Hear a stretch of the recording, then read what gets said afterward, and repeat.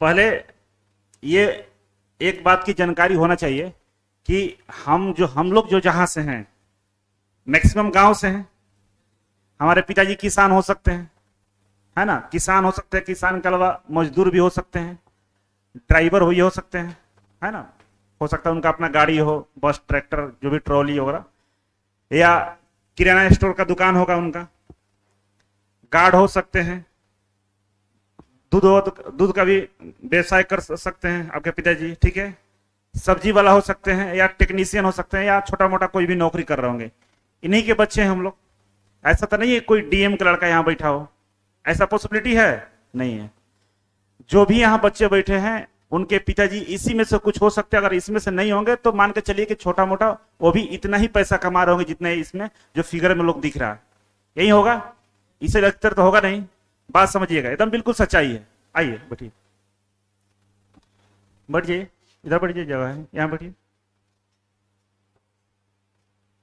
समझ रहे मेरी बात को कि इन्हीं लोगों के हम लोग बच्चे हैं, ठीक है। और इनमें से अगर किसी के पिताजी इसमें से नहीं है तो समझिए कि वो इतना ही कमा रहे होंगे, इससे ज्यादा इनकम नहीं होगा। या हो सकता है बिल्कुल बेरोजगार होंगे, घर पे ही होंगे, उनके घर वाले खर्चा चला रहे होंगे, यही होगा, ठीक है। अब सोचने वाली बात यह है कि आपके पिताजी का इनकम कितना है। देखिए, जब तक आपको बेसिक नहीं पता हो ना, फंडामेंटल कि हम हैं क्या, तब तक आप कुछ कर नहीं सकते हैं। तब तक आप एकदम हवा में बात करेंगे, किसी की बात सुनेंगे नहीं आप। बात सच्चाई है कि नहीं है? इसीलिए फंडामेंटल के बारे में जानकारी कि हम हैं क्या, अपने आप को पहचानिए। जब अपने आप को पहचान लीजिएगा तो आप सही रास्ते पर चलना शुरू कर दीजिएगा। तो देखिए, यहां पे जो क्लासिफाई किया गया है कि आपके पिताजी का इनकम कितना है, इस बात को समझिए। हम इनकम को हम डिसाइड करते हैं, किससे डिसाइड करेंगे? इनकम को डिसाइड करें कि हम किस फैमिली से आते हैं। फैमिली का कैटेगरी बांटा हुआ है, एक पुअर फैमिली हो गया, लोअर मिडिल क्लास हो गया, अपर मिडिल क्लास हो गया, और अपर मिडिल क्लास और अपर क्लास हो गया, ठीक है। अगर आपके घर का इनकम 1,000 से लेकर 1,00,000 रुपए है साल का, 12 महीने की हम बात कर रहे हैं, एक साल का इनकम आपके घर का 1,000 से लेकर 1,00,000 रुपए तक है, तो आप गरीब हैं, आप गरीब वाले कैटेगरी में आते हैं। और गरीब वाला कैटेगरी का मतलब हो गया ये कि आप अपने बच्चों को कोई भी एजुकेशन नहीं दे सकते हैं, क्योंकि जिसके घर का इनकम ही 10,000 महीने का है और उस 10,000 में 4-5 फैमिली रहती है, बच्चे होंगे, माता पिता होंगे, खर्चे होंगे, तो पॉसिबल नहीं को कुछ बच्चों को अपना करा पाए, ठीक है। अगर आपका घर का इनकम 1,00,000 से लेकर 2.5 लाख रुपए के बीच में है तो आप लोअर मिडिल क्लास फैमिली से आते हैं। लोअर मतलब गरीब से थोड़ा सा ऊपर वाला। आप इमेजिन करिएगा, सोचिए कि आपके घर का इनकम क्या हो सकता है, आपके पिताजी कितना कमा सकते हैं। इसका मतलब है कि आपके पिताजी का जो इनकम है 10,000 से लेकर 20,000 रुपए तक है, ये लोअर मिडिल क्लास का। 10,000 से 20,000 के बीच में अगर आपके पिताजी कमा रहे हैं तो आप लोअर मिडिल क्लास फैमिली से बिलोंग कर सकते हैं। अपर मिडिल क्लास की बात करें तो ये 2.5 लाख से लेकर 7 लाख रुपए जिनका वार्षिक आय होती है वो अपर मिडिल क्लास के आते हैं। जिनकी सैलरी की बात करें तो ये लगभग 30,000 के आसपास पर मंथ इनके घर का इनकम है। और जो अपर क्लास वाले हैं इनका तो कहना ही नहीं, इनको छोड़ दीजिए, हमारे रेंज से ही बाहर है, यही सोचते हैं। तो यहां पे देखेंगे हम लोग कि यहां पे जो कैटेगरी बना हुआ है उसमें से ये लगभग हमारे जनसंख्या का 45% यहां पे लोग रहते हैं, ठीक है ना। और यहां की बात करें तो ये लगभग हमें लगता है कि 40% के आसपास होंगे। और आपका जो बचा हुआ है, कितना बच गया? 15%। 15% ये लोग हैं, ठीक है ना। तो आप चेक करिए कि आप किस में आते हैं। यहां तक जो आते हैं ना, यहां तक जो लोग हैं ये एजुकेशन पे खर्च नहीं करते हैं, ठीक है ना, एजुकेशन पे खर्च नहीं करते हैं, थोड़ा सा भी नहीं करते हैं। और जो थोड़ा सा का मतलब कि ये करते हैं कि 10वीं पास हो गए, 12th कर लिए, ग्रेजुएशन के पढ़ रहे हैं अपने मन से, और अपने मन से जो कर रहे हैं करिए, कोई मतलब नहीं है, घर परिवार इन्वॉल्व नहीं होता है आप में कि आपको क्या करना है। ये वाले जो होते हैं ना, ये अपने बच्चों पर थोड़ा सा ध्यान देते हैं, वो इंजीनियर्स, डॉक्टर, लॉयर ये सब बनाने का प्रयास करते हैं, या उनको पढ़ाने का प्रयास करते हैं, कॉम्पिटिटिव एग्जाम के लिए पैसे देते हैं कि भाई तैयारी करो, पटना में रहो, ये वाले करते हैं। लेकिन इधर वाले नहीं करते, ठीक है। सोच लिए साल का 2.5 लाख रुपए इनकम है, फिर भी वो लोग इन्वेस्ट इस पे नहीं करते हैं, शिक्षा पे। अब हम आगे बढ़ते हैं। अब समझिए कि जब हम उस फैमिली से बिलोंग करते हैं, तो पुअर से और मिडिल क्लास से, तो वो लोग अमीर कैसे बनेंगे? मतलब मान लीजिए कि हमारे पिताजी का इनकम 2.5 लाख रुपए है, हम मिडिल क्लास फैमिली से बिलोंग करते हैं, हम गरीब फैमिली से बिलोंग करते हैं, तो अब कौन सा उपाय है कि हम अमीर बन जाएं?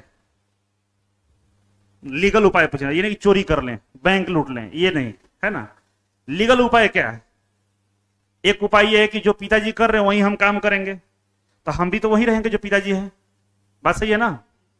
अगर आपके पास 1 लाख रुपए है, बैंक में जमा किए हैं, चाहे घर में 1 लाख रुपए रखे हैं, तो वो 1 लाख रुपए का वैल्यू आज जब 1 लाख रुपए वैल्यू है जो घर में रखे 1 लाख रुपए, 1 साल बाद उसका वैल्यू कम होकर 98,000 हो जाएगा, मतलब 98,000 हो जाएगा। पैसा का वैल्यू हमेशा डिक्रीज करता है, अगर उसका उपयोग नहीं कीजिएगा तो पैसा का वैल्यू हमेशा गिरता है, ठीक है ना। उसी तरह से अगर आपके पिताजी जो काम कर रहे हैं सेम काम आप वही करिएगा, तो जो पिताजी कमा रहे थे उतना पैसा आप नहीं कमा पाइएगा, उनसे कम कमाइएगा, कंफर्म है। आपको एक्स्ट्रा कुछ करना पड़ेगा। तो सोचने वाली बात है ना कि भाई हम गरीब क्यों हैं? गरीब इसीलिए है ना कि हमारे घर वालों ने कभी सोचा ही नहीं कि हम अमीर कैसे बने, हम क्या करें। सुने हो किसी किसी के लड़का आईएएस बन गया, उसके पिताजी ने सोचा उसको आईएएस बनाने के लिए, रिक्शा वाला का बच्चा आईएएस बन गया, सुने थे ना, हजारों में एगो होता है, क्योंकि उसके पिताजी रिक्शा चला चला 1 रुपया अपना खून बेच के अपने बच्चों का आईएएस बनने के लिए दिया, मतलब शिक्षा पे इन्वेस्ट किया। और हमारे पिताजी लोग मतलब ही नहीं है, वो लोग कभी बोले थे कि जाओ पटना जाओ सेमिनार हो रहा है? नहीं बोला, अपना मन से कुछ समझ में या कुछ करते हुए भुलाए भटके पहुंच गए, यही हुआ है ना। तो देखिए, अगर हम गरीब हैं तो इसके पीछे सबसे बड़ा रीजन है कि हमारे पास शिक्षा का अभाव है। अगर हम शिक्षा को पकड़ लेंगे और उसमें से कौन सा शिक्षा हमारे लिए है, तो आप अमीर बन सकते हैं, ठीक है ना। नहीं तो आप देखिएगा कि जो गरीब फैमिली से होता है ना, जो गरीब फैमिली है, जिसका जो मिडिल क्लास फैमिली है, जरा देखिएगा ध्यान से, जिनका इनकम 1-2 लाख रुपए है साल का, उनके घर के बारे में सोचिएगा। उनके घर में कोई इंजीनियर नहीं होगा, कोई डॉक्टर नहीं होगा, कोई वकील नहीं होगा, कोई टीचर नहीं होगा, कोई प्रोफेसर नहीं होगा, ऐसा कुछ भी नहीं होगा। अगर होता तो गरीब नहीं होते। आखिर क्यों नहीं है? और यही नहीं, उनके 7 पीढ़ी पीछे चले जाइएगा, कोई कुछ नहीं मिलेगा, सिंपल सा किसान मिलेगा, मजदूर मिलेगा, या ऐसे ही ड्राइवर, किराना स्टोर वाला, दूध बेचने वाला, ये सब। आखिर उनकी पुरानी पूरी पीढ़ियां ऐसे रह गई। मतलब किसी ने अगर इनिशिएटिव लिया होता, किसी ने अगर इस पे काम किया होता कि शिक्षा हम बच्चों को देंगे, तो शायद ये तस्वीर 1-2 पीढ़ी के बाद बदल जाता। और इसका एग्जाम्पल है बहुत सारा। मेरे अपने गांव की हम एग्जाम्पल दे, हम खुद अपने फैमिली के एग्जाम्पल देते हैं आपको, ठीक है। मेरा जो गांव है, किसी गांव का एक टोला हुआ करता था, समझ रहे ना। एक जमींदारी प्रथा होती थी ना, तो जमींदारी प्रथा में क्या होता था कि जो जमींदार लोग थे वो कॉलोनी बसाते थे, ये सारे मजदूर यहाँ रहेंगे, खेती करेंगे, ये करेंगे, होता था ना ऐसे। तो हमारे जो फैमिली वाले थे उसी कॉलोनी में निवास करते थे, वो लोग भी उस जमींदार के यहाँ काम करते थे, ठीक है। आज से 6-7 पीढ़ी पहले की हम बात कर रहे हैं, जब अंग्रेज थे। उसी में से धीरे धीरे चीजें आगे बढ़ती गई। कुछ परिवार वालों ने बच्चों को पढ़ाना शुरू किया था। हमारे जो बाबा थे, 4 भाई थे, एक टीचर बन गए, एक आर्मी ज्वाइन कर लिए। आर्मी में उस समय 1 रुपया शायद सैलरी, या 2 रुपया 2.5 रुपये ऐसे महीने का था।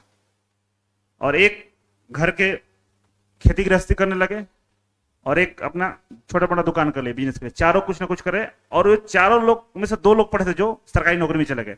सबने अपने बच्चों को पढ़ाया, और आज मेरे घर में हमें लगता है कि सब नौकरी में, सब कुछ बड़े बड़े जगह पे हैं। तो किसी ने इस चीज को समझा और शुरुआत किया कि बच्चों को हम पढ़ाएंगे। और ऐसा नहीं कि अचानक से डीएम बना दिए, नहीं, शुरुआत छोटे एजुकेशन से किया और उनको वहां तक पहुंचा दिए। बात सही है ना। नहीं तो गरीब परिवार में देखिएगा कि उसके घर में कोई नहीं होगा, ना इंजीनियर होगा, ना डॉक्टर होगा, ना लॉयर होगा, कुछ नहीं होगा। ये सब कोर्स के बारे में तो जानते ही नहीं होंगे, MTech, PGDM, MCA, CA, accounting, ये सब तो कुछ मतलब ही नहीं है, होता भी क्या है मालूम ही नहीं है। बात सही है कि नहीं है? इस बात से सहमति करते हैं आप लोग? हाँ, चलिए गुड। दूसरा, इच्छा शक्ति की कमी। दूसरा पॉइंट क्या है कि हमारे अंदर इच्छा शक्ति की कमी है, लगता है कि हम कर ही नहीं पाएंगे। अगर आपको कोई बोले कि भाई आप ना आईएएस बन सकते हो, भरोसा ही नहीं होगा, आप खुद उस पर हंसीएगा, क्या बोल रहे हो यार, हम आईएएस बन जाएंगे। बात सही कि नहीं है? मतलब बिलीव ही नहीं होगा कि हम आईएएस बन जाएंगे। आपको कभी आप डॉक्टर बन सकते हैं, फिर भी भरोसा नहीं होगा कि डॉक्टर बन जाएंगे। ऐसा क्यों? कि इच्छा शक्ति की कमी। हमें बचपन से ही सिखाया गया है कि तुम महागरीब हो, तुम गांव के हो, तुमको कुछ होता ही नहीं है, तुमको कुछ आता ही नहीं है, तुम बकलोल हो, महा चौपट आदमी हो। बात है कि नहीं है? जैसे एग्जाम्पल के लिए एक हाथी के बच्चे को देखिएगा, बचपन से इसको एक रस्सी में बांध के रखा जाता है। बचपन से सीकर में रस्सी में बांध के रखा जाता है एक छोटे हाथी के बच्चे को। जब ये बड़ा होता है ना, फिर भी इसको एक छोटे से रस्सी में बांध के रखा जाता है। तो धीरे धीरे इसके दिमाग में ये घुस जाता है कि हमें तो सीकर से बना के हम सीकर को तोड़ नहीं सकते हैं। अरे बच्चा था तो तोड़ नहीं सकता था, लेकिन इतना बड़ा हो गया है, तोड़ सकता है कि नहीं तोड़ सकता है? फिर भी नहीं भागता है, तोड़ता ही नहीं है। कोई इसके कान में बता दे कि भाई ये थोड़ा सा पैर बल लगाओ, ये उखड़ जाएगा, तो भाग जाएगा, लेकिन बताने वाला कोई नहीं है। वही हाथी के बच्चे हम लोग थे बचपन में, अब बड़े हो गए हैं, फिर भी वही दिमाग में घुसा हुआ कि अरे हमारे पूरे खानदान में कोई कुछ नहीं कर पाए, हम क्या कर लेंगे। तो हम लोग छोटी छोटी चीजों पर ध्यान देते हैं। हम सोचते हैं कि छोटा सा ट्रैक्टर खरीद ले, किसानी कर ले, दिल्ली चले जाएं, जयपुर चले जाएं, मतलब कुछ न व्यवस्था 10,000 का नौकरी कर लें, ये सब के चक्कर में पड़ जाते हैं। कभी सोचते ही नहीं कि हम भी कुछ कर सकते हैं। बात सही है? तो ये हाथी का बच्चा वाला हाल हो गया है। क्या होता है कि इच्छा शक्ति होगी, हमसे नहीं होगा, सीधा कंसेप्ट है कि हमसे होगा ही नहीं। पैसा नहीं है, हमसे होगा नहीं, दूसरा तो पैसा ही नहीं है। और एक बात ध्यान रखिएगा, जिंदगी में कुछ भी करना चाहते हैं ना, तो पैसा कभी आपका आगे रुकावट नहीं पैदा करेगा। अगर रिक्शा वाला का बच्चा आईएएस बन जाता है, इसका मतलब यह है ना कि पैसा की वजह से उसका पढ़ाई नहीं रुका। अगर पैसा से ही आईएएस बना जाता तो फिर वो नहीं बनता। बड़े बड़े जितने भी, अब्दुल कलाम राष्ट्रपति बने, पेपर बेचा करते थे, तो क्या उनकी कामयाबी में पैसा अड़ंगा डाला है? नहीं डाला है। तो अगर कोई बोल रहा है कि पैसा नहीं, इस वजह से हम गरीब रह गए, इस वजह से हम नहीं पढ़ पाए, तो ये सरासर गलत बात है। हम भी अपने जीवन में अनुभव किए, हमारे पास भी पैसे नहीं थे। कोई ना कोई आकर आपको मदद करेगा, कोई ना कोई उपाय लगेगा, बस दिन रात उसके बारे में तो सोचिए कि हमको ये करना है, कैसे करना है, रास्ता मिलेगा। बहुत दूर है। पहला बात देखिए कितने लोग आए हैं। जो वीडियो डाला गया था उस पर लगभग 2-2 लाख व्यू गया है। कितने लोग आए हैं? इतने लोग आए हैं। अब इसमें जो आए हैं उन्हीं में से किसी एक का किस्मत बनेगा। जो आया है वो सोचेगा, वैसा करेगा, तो हो सकता है जिंदगी में परिवर्तन हो। बात सही है? आप कितने भी धुरंधर है, अपने घर के धुरंधर हैं, जब तक आपको श्री कृष्ण नहीं मिलेंगे तो अर्जुन कुछ नहीं कर पाएगा। अर्जुन अपने आप का बहुत धनुषबाज थे, बहुत धुरंधर थे, है ना। उनके पास इतना ताकत था कि कौरव को खत्म कर सकते थे, लेकिन ताकत से और बहुत तेज होने से चीजें बदलता नहीं है। उसके लिए स्ट्रेटेजी, प्लानिंग और आपके गाइड करने वाला लोग होना चाहिए, क्योंकि आप अपने गलतियों को नहीं देख सकते हैं। गलती देखने वाला कोई कृष्ण होगा जो आपकी गलतियों को देख रहा होगा। तो जब अर्जुन का सारथी अगर कृष्ण नहीं होते तो महाभारत का युद्ध पांडव कभी नहीं जीत पाते। बात सही है ना। तो यहां तक जब आप पहुंचेंगे ही नहीं तो बताएगा कौन आपको क्या करना है। आप ठीक है, पढ़ने बहुत अच्छे हैं, किससे सलाह लीजिएगा? और हम लोग सलाह उससे लेते हैं ना जो जिंदगी में कुछ किया नहीं है, अपने चाचा से, भाई से, पड़ोस वाले से, इधर उधर से। वो उल्टा सीधा जवाब देगा। खुद जिंदगी में कुछ किया नहीं है और ना उसको जानकारी है, अपने हिसाब से जवाब दे देगा। अब उसी के चक्कर में आप भी उसी जैसा बनकर रह जाइएगा। बात सही है? तो बहुत दूर है, तो बहुत दूर तो होगा ही। अच्छा, कौन घर में बैठ के आईएएस बन गया है? नौकरी करिएगा तो घर में नौकरी मिलेगा? जाना पड़ेगा ना। ये उम्र है संघर्ष करने का, निकलेंगे बाहर। हम लोग जब थे ना, ट्रेन में एगो बैग उठाते थे, ट्रेन में यात्रा कर रहे हैं, दिल्ली, बंगलोर, पुणे, जहां जाना था जा रहे हैं, कोई दिक्कत नहीं है। टिकट कभी सोचते ही नहीं थे कंफर्म है कि रिजर्व है, क्या है। टीटीबी से देख के हालत पकड़ेगा नहीं, क्या बोलेगा, ठीक है स्टूडेंट भाई जा रहे हैं, जहां रात हुआ वहीं सो गए। आपको कौन सा कोई उठा के लेके भागने वाला है? ऐसा कुछ है नहीं है। तो हमें कामयाब होना है, हमें कुछ करना है, तो हम तो निकल जाएंगे भाई रास्ता झूला उठा के। पढ़ेंगे नहीं, 80% चाहिए। आईटीआई में चाहे कोई भी कोर्स, सर हमको परसेंटेज मिल जाएगा ना, तो क्या करोगे परसेंटेज लेके? ठीक है 100% तुमको मिले, क्या हो जाएगा? मेरा तो बीटेक में है 80%, तो क्या करें उसका? हम पढ़े तो 80% लेकर आए खुद से और उसका उपयोग कर रहे हैं। नौकरी कर रहे हैं नहीं, उसका उपयोग कर रहे हैं। अगर पढ़े रहिएगा, पढ़ के नंबर लाइएगा तो उसका उपयोग बहुत है। अगर ऐसे मिला हुआ तो कोई मतलब नहीं है। पैसा बहुत लग रहा है तो भाई अच्छे कामों में पैसा लगता है, और इतना नहीं लग रहा है जितना आप सोच रहे हैं। ये साइकोलॉजिकल प्रॉब्लम है आपका। बस आप थोड़ा सा अपर मिडिल क्लास में जाइएगा, वो लोग एजुकेशन पे अपने छोटे से बच्चे पे जो नर्सरी में है उस पे 1-2 लाख रुपए साल के खर्च करते हैं। कितना करते हैं? 1-2 लाख रुपए। आप जाकर सीबीएसई स्कूल में आप पता करिएगा, 1 नर्सरी का केजी का जो फी है ना, साल का 1.5 लाख 1 लाख रुपए फी है साल का। 10वीं पास करने में 15 लाख रुपए खर्च हो जाएगा उसके बच्चा का। ग्रेजुएशन बीटेक ये सब करने में 20 लाख और खर्च होगा, 1 करोड़ रुपए खर्चा करता है। और आपके अपने पिताजी से पूछिएगा कितना खर्च किए आप पे, अभी लाख भी नहीं पूरा हुआ का, और आप इतने बड़े हो गए हैं। एजुकेशन पे बोल रहे हैं, आपके रहने खाने पढ़ने पे नहीं, एजुकेशन पे कि पढ़ाई पे कितना खर्च किया, 1 लाख भी नहीं हुआ होगा। और हम लोग ग्रेजुएशन तक पहुंचने वाले 12th कर लिए, सब कर लिए। बात सच है। तो जब आप उस काम के लिए इन्वॉल्व भी नहीं हो रहे तो कहां से जिंदगी बदलेगी। हम बिजनेस करेंगे, बहुत आसान वर्ड है।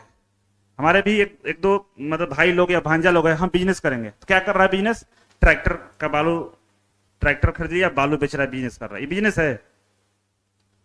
और इसलिए बोलते हैं ना कि हमको कुछ कर, हम महान आलसी आदमी निहायत हम निठल्ले हैं, इसीलिए हम बोलते हैं कि बिजनेस करेंगे।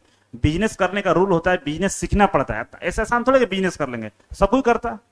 10,000 का किराना स्टोर खोल के 10,000 महीने का कमा, वो बिजनेस है? नहीं है बिजनेस, वो मजदूरी है। तो बिजनेस करेंगे ये गलत वर्ड होता है, बहुत सारे बच्चे बोलते हैं, ठीक है। इसीलिए हम गरीब हैं। अब गरीबी से अमीरी कैसे आएगी?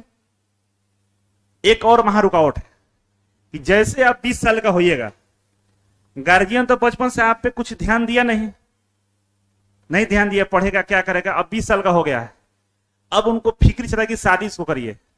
क्यों? उनको पता है कि 25-30 साल का हो जाएगा तो शादी नहीं होगा। क्या है कि निठल्ला कमाता मतलब कुछ है नहीं, कुछ मतलब ही नहीं है। अभी शादी हो सकती है, मतलब इनके बारे में बोल के शादी होगी, बहुत तेज है पढ़ने में, बहुत अच्छा लड़का है, बहुत सीधा है, मतलब बहुत सारे फीचर्स बता के शादी किया जा सकता है। अगर ज्यादा उम्र हो जाएगा तो फिर शादी भी नहीं होगा। तो पूरे घर वाले, मम्मी पापा भाई बहन अड़ोस पड़ोस सब जो लोग लग जाते हैं शादी कराने में।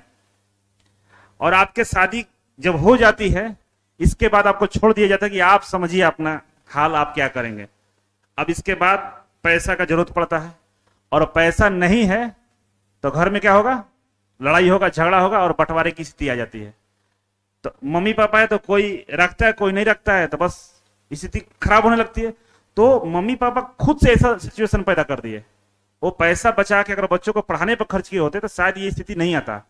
क्या जरूरत है 20 साल 21 साल के बच्चों को शादी करने का? जो बच्चा पैसा ही नहीं कमा रहा उसको शादी करके क्या करेंगे? और जब शादी हो भी गई जबरदस्ती, तो फिर आप इस भीड़ में शामिल हो जाते हैं। ये भीड़ समझ रहे कौन सा है? ये मजदूरों की भीड़ है। देखिए खैनी बनाते हुए जा रहा है, खैनी, गुटखा, चरक, सिगरेट सब पीना शुरू कर दीजिएगा। अब यहां से सत्यानाश की कहानी शुरू होती है आपका। अब होता क्या है कि आपके पिताजी कुछ हद तक तो आपको यहां तक भेज दिए। अब आप जब इन लोगों की भीड़ में शामिल होते हैं तो मोदी जी इस समय है, महंगाई चरम सीमा पे है, सब चीज।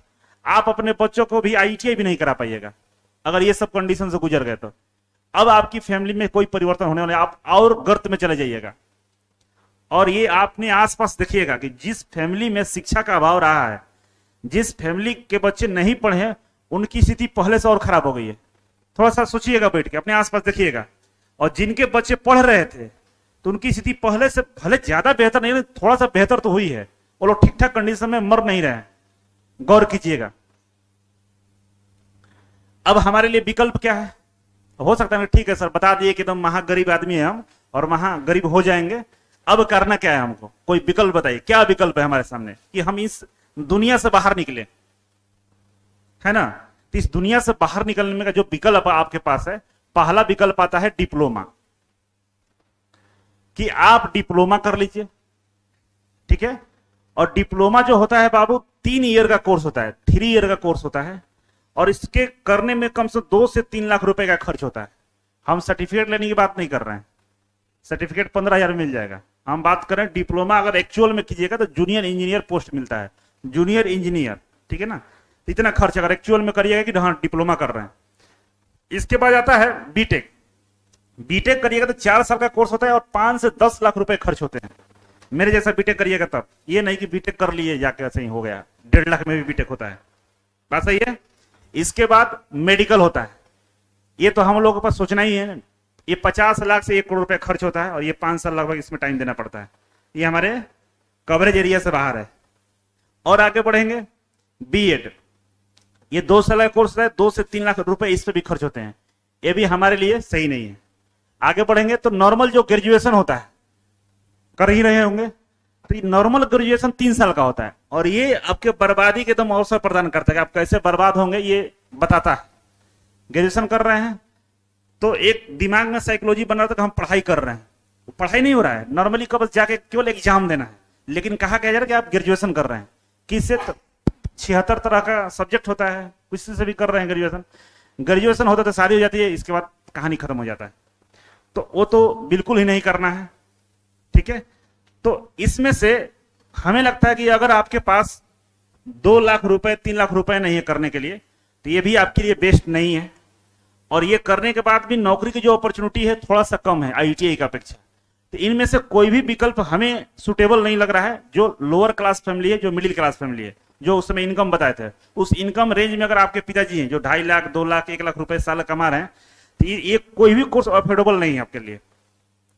हाँ, पढ़ने में बहुत ज्यादा तेज है, मतलब बहुत आप रिस्क ले सकते हैं कि नहीं सर हम पढ़ने में इतने तेज हैं कि अगर हमें डिप्लोमा करा लीजिएगा, हमें बीटेक करा दीजिएगा, हमें एमबीबीएस करा दीजिएगा तो हम अपने लाइफ को सेट कर सकते हैं।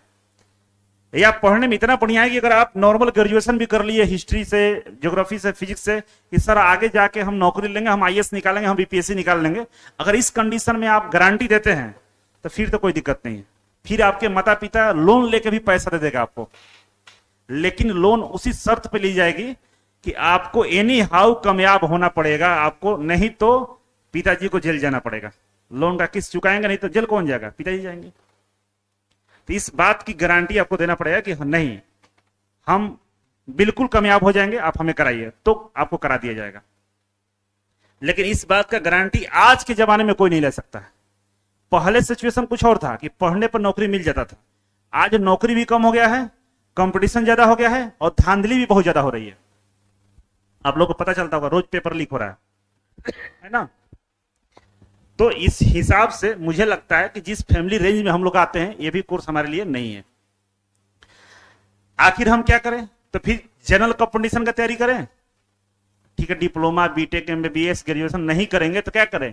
जनरल कंपटीशन का तैयारी करते हैं, दरोगा, पुलिस, सीजीएल, एसएससी, बैंक, तमाम चीजें हैं, उसका तैयारी करते हैं। तो भाई यहां पर जैसे तैयारी के लिए सोचिएगा तो आपको मैथ का सामना होगा, reasoning, general science. General science में 3 सब्जेक्ट होता है, फिजिक्स, केमिस्ट्री, बायोलॉजी। फिर जनरल नॉलेज में आइएगा तो यहां भी 3 सब्जेक्ट है, हिस्ट्री, पॉलिटी और इकोनॉमिक्स।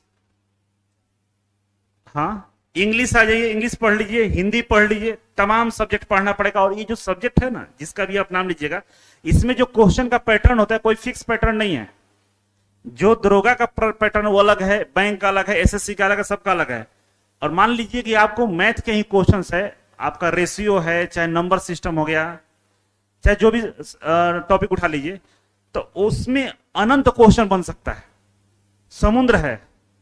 हम गारंटी आप नहीं दे सकते कि ये क्वेश्चन आपसे बनेगा ही बनेगा। दूसरा कि इस जनरल कंपटीशन की तैयारी करने वाले जो बड़े घर के बच्चे हैं, वो 2 साल से 3 साल से 4 साल लगातार तैयारी कर रहे हैं, उनका मुकाबला आप नहीं कर पाएंगे। आपके पास 1 साल का एनर्जी है, 1 साल पैसा है, आपके पिताजी 1 साल तक आपको पढ़ा सकते हैं। 1 साल बाद फिर वापस घर, बैक टू पेविलियन। तो यहां भी आपके लिए काफी टफ है। करने वाला यहां भी कर रहा है, लेकिन यहां भी आपको गारंटी देना पड़ेगा पिताजी हम कर लेंगे, नहीं तो यही होगा कि पिताजी घर बर्बाद हो जाएगा पूरा आपका तैयारी करने के चक्कर में। ठीक है, तो ऐसा कोई कोर्स करना चाहिए। देखिए, तो करना क्या चाहिए हमें? हम जिस फैमिली बैकग्राउंड से आते हैं, जिस हमारे जो फैमिली का जो इनकम है, उसके हिसाब से हमें कोई ऐसा कोर्स का चुनाव करना चाहिए जो हमें सिक्योरिटी प्रदान करे, सुरक्षा दे। कैसा सुरक्षा? पहला कि सरकारी नौकरी भी मिल जाए उससे, ऐसा कोई कोर्स हो जिससे सरकारी नौकरी का भी अवसर बहुत हो, जहां सरकारी नौकरी हम पाले, बढ़िया सैलरी कमाए, हमारे बाल बच्चे जनरेशन भी सुधर जाए। दूसरा विकल्प ये सकता है कि प्राइवेट नौकरी भी मिल जाए।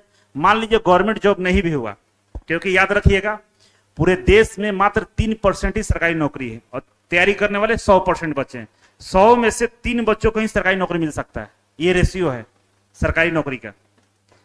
तो आप कितना भी पढ़ने में बहुत तेज है, तो क्या 100 में से 3 ही बच्चे तेज हैं? नहीं, 100 में से कम से कम 10-20 बच्चे तेज होंगे, लेकिन उन 3 बच्चों का किस्मत भी साथ दे रहा है, इसलिए उनको नौकरी हो गया। इस बात के लिए सहमत है ना?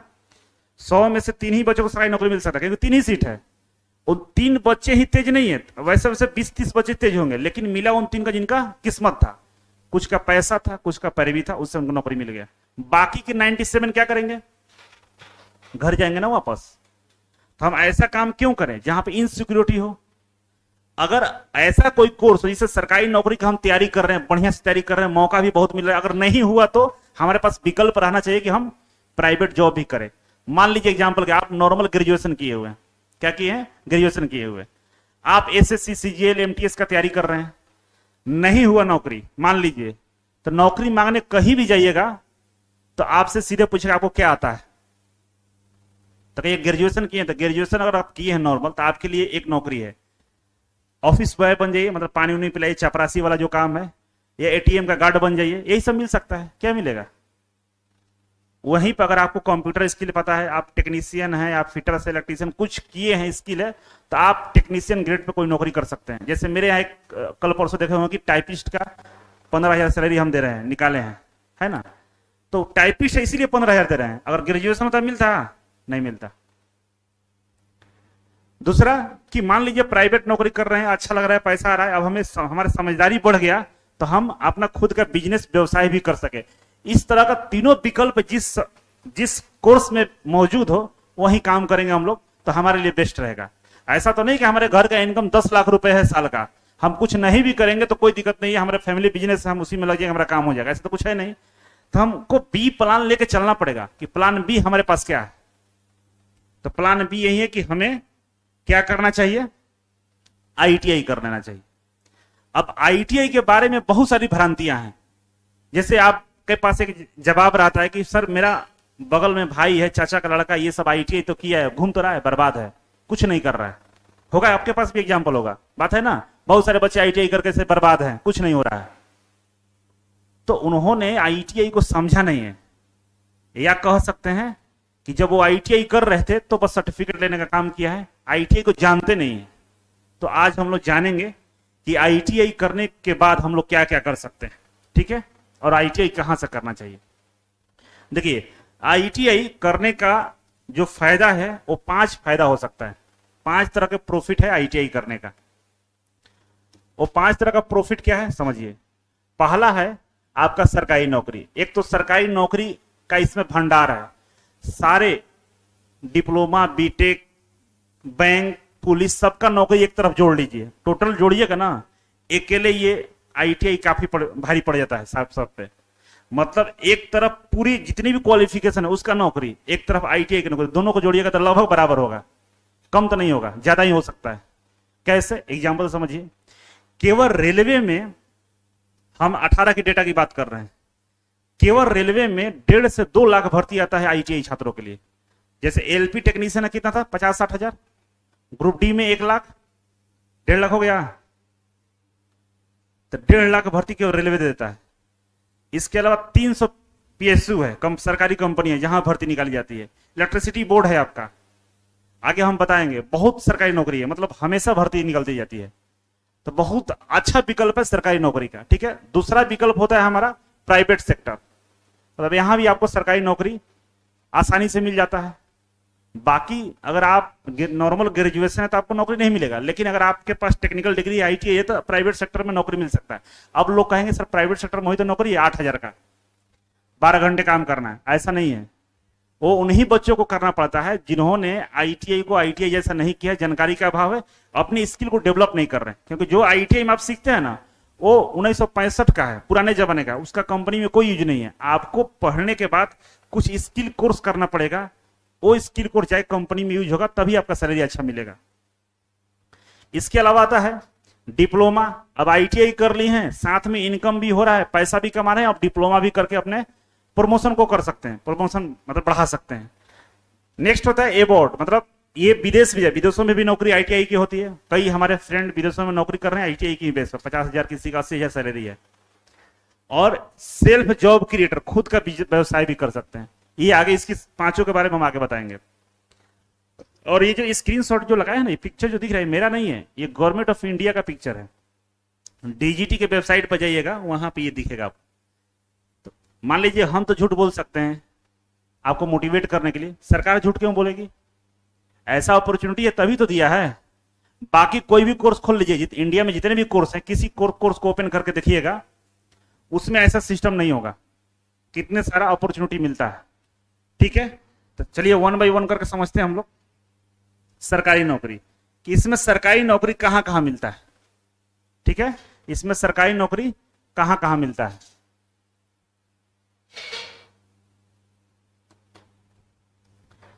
तो इसमें देखिए सरकारी नौकरी कहां कहां मिलता है, आपको समझिए।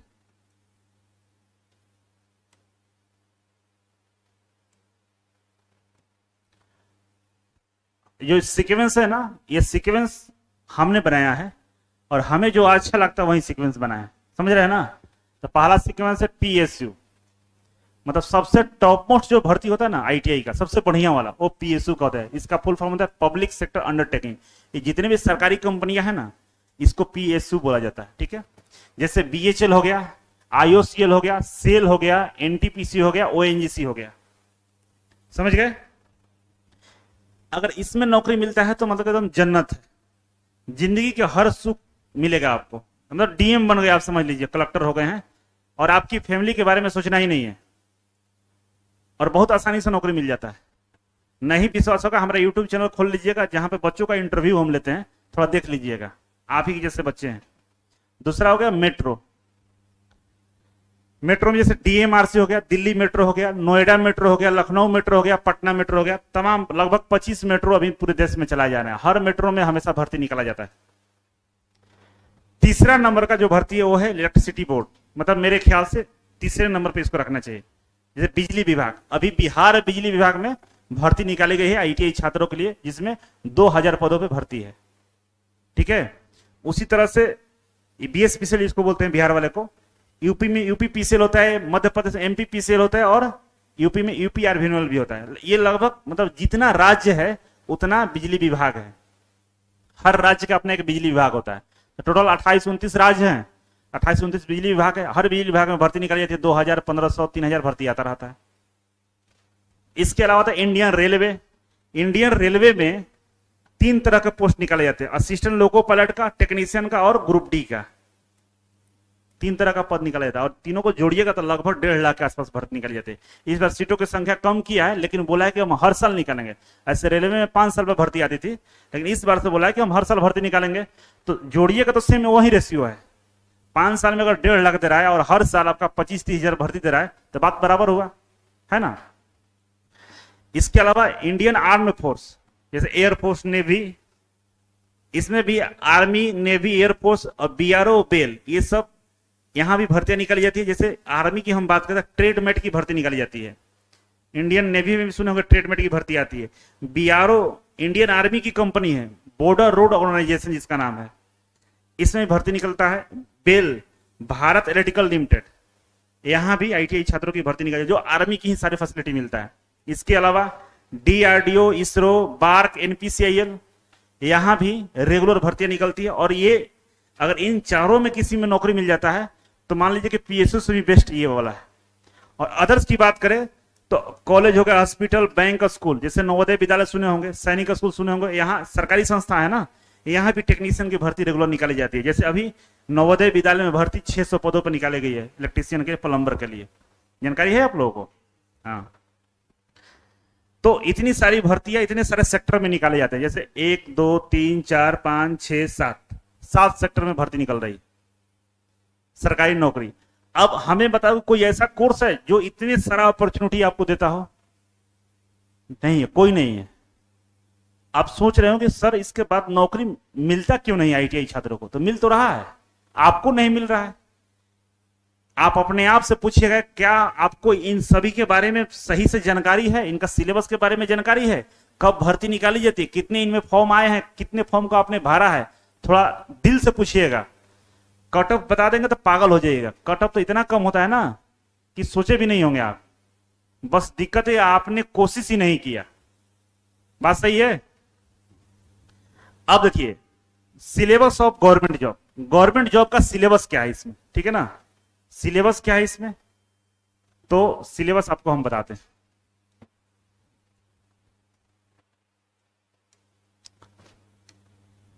देखिए सबसे पहले हम बात करेंगे आईटीआई के सब्जेक्ट का। तो आईटीआई में 4 सब्जेक्ट होता है, जो बच्चे आईटीआई किए उनको मालूम होगा।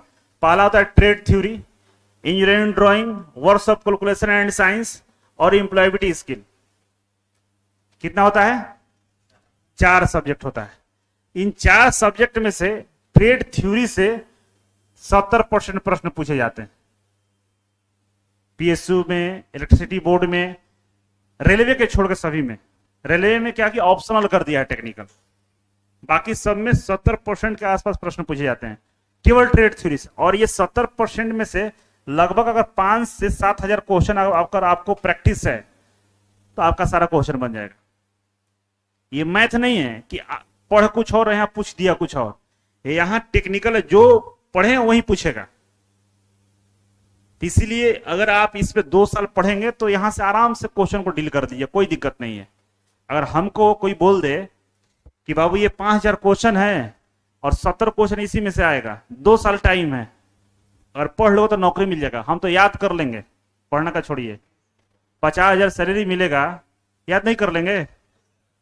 मर मर के जीने से बढ़िया ना कि याद कर लेंगे।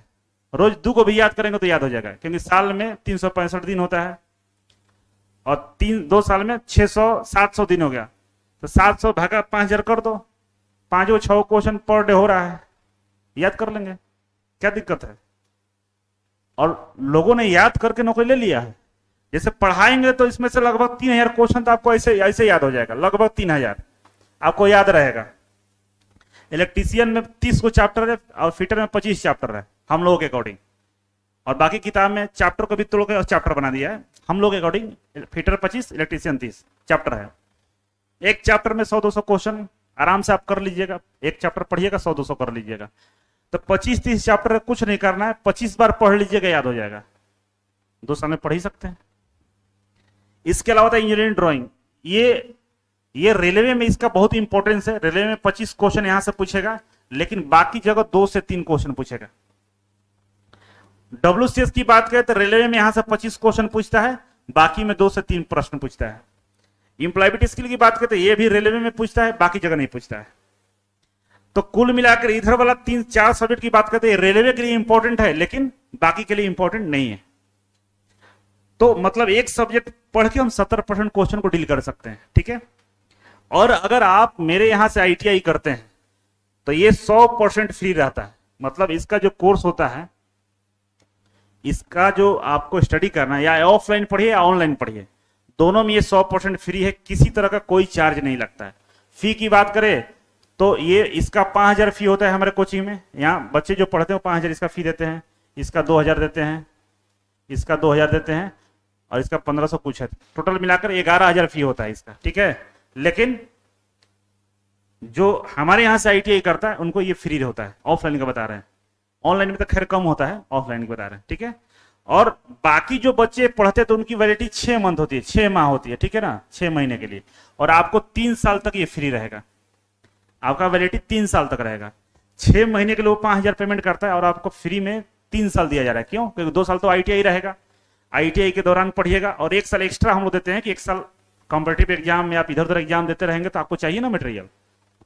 इधर आते हैं अदर सब्जेक्ट। अदर सब्जेक्ट का जो वेटेज है आईटीआई में वो 30% है। थोड़ा बहुत भी पढ़ लेते हैं तो कोई ज्यादा नुकसान वाली बात नहीं है।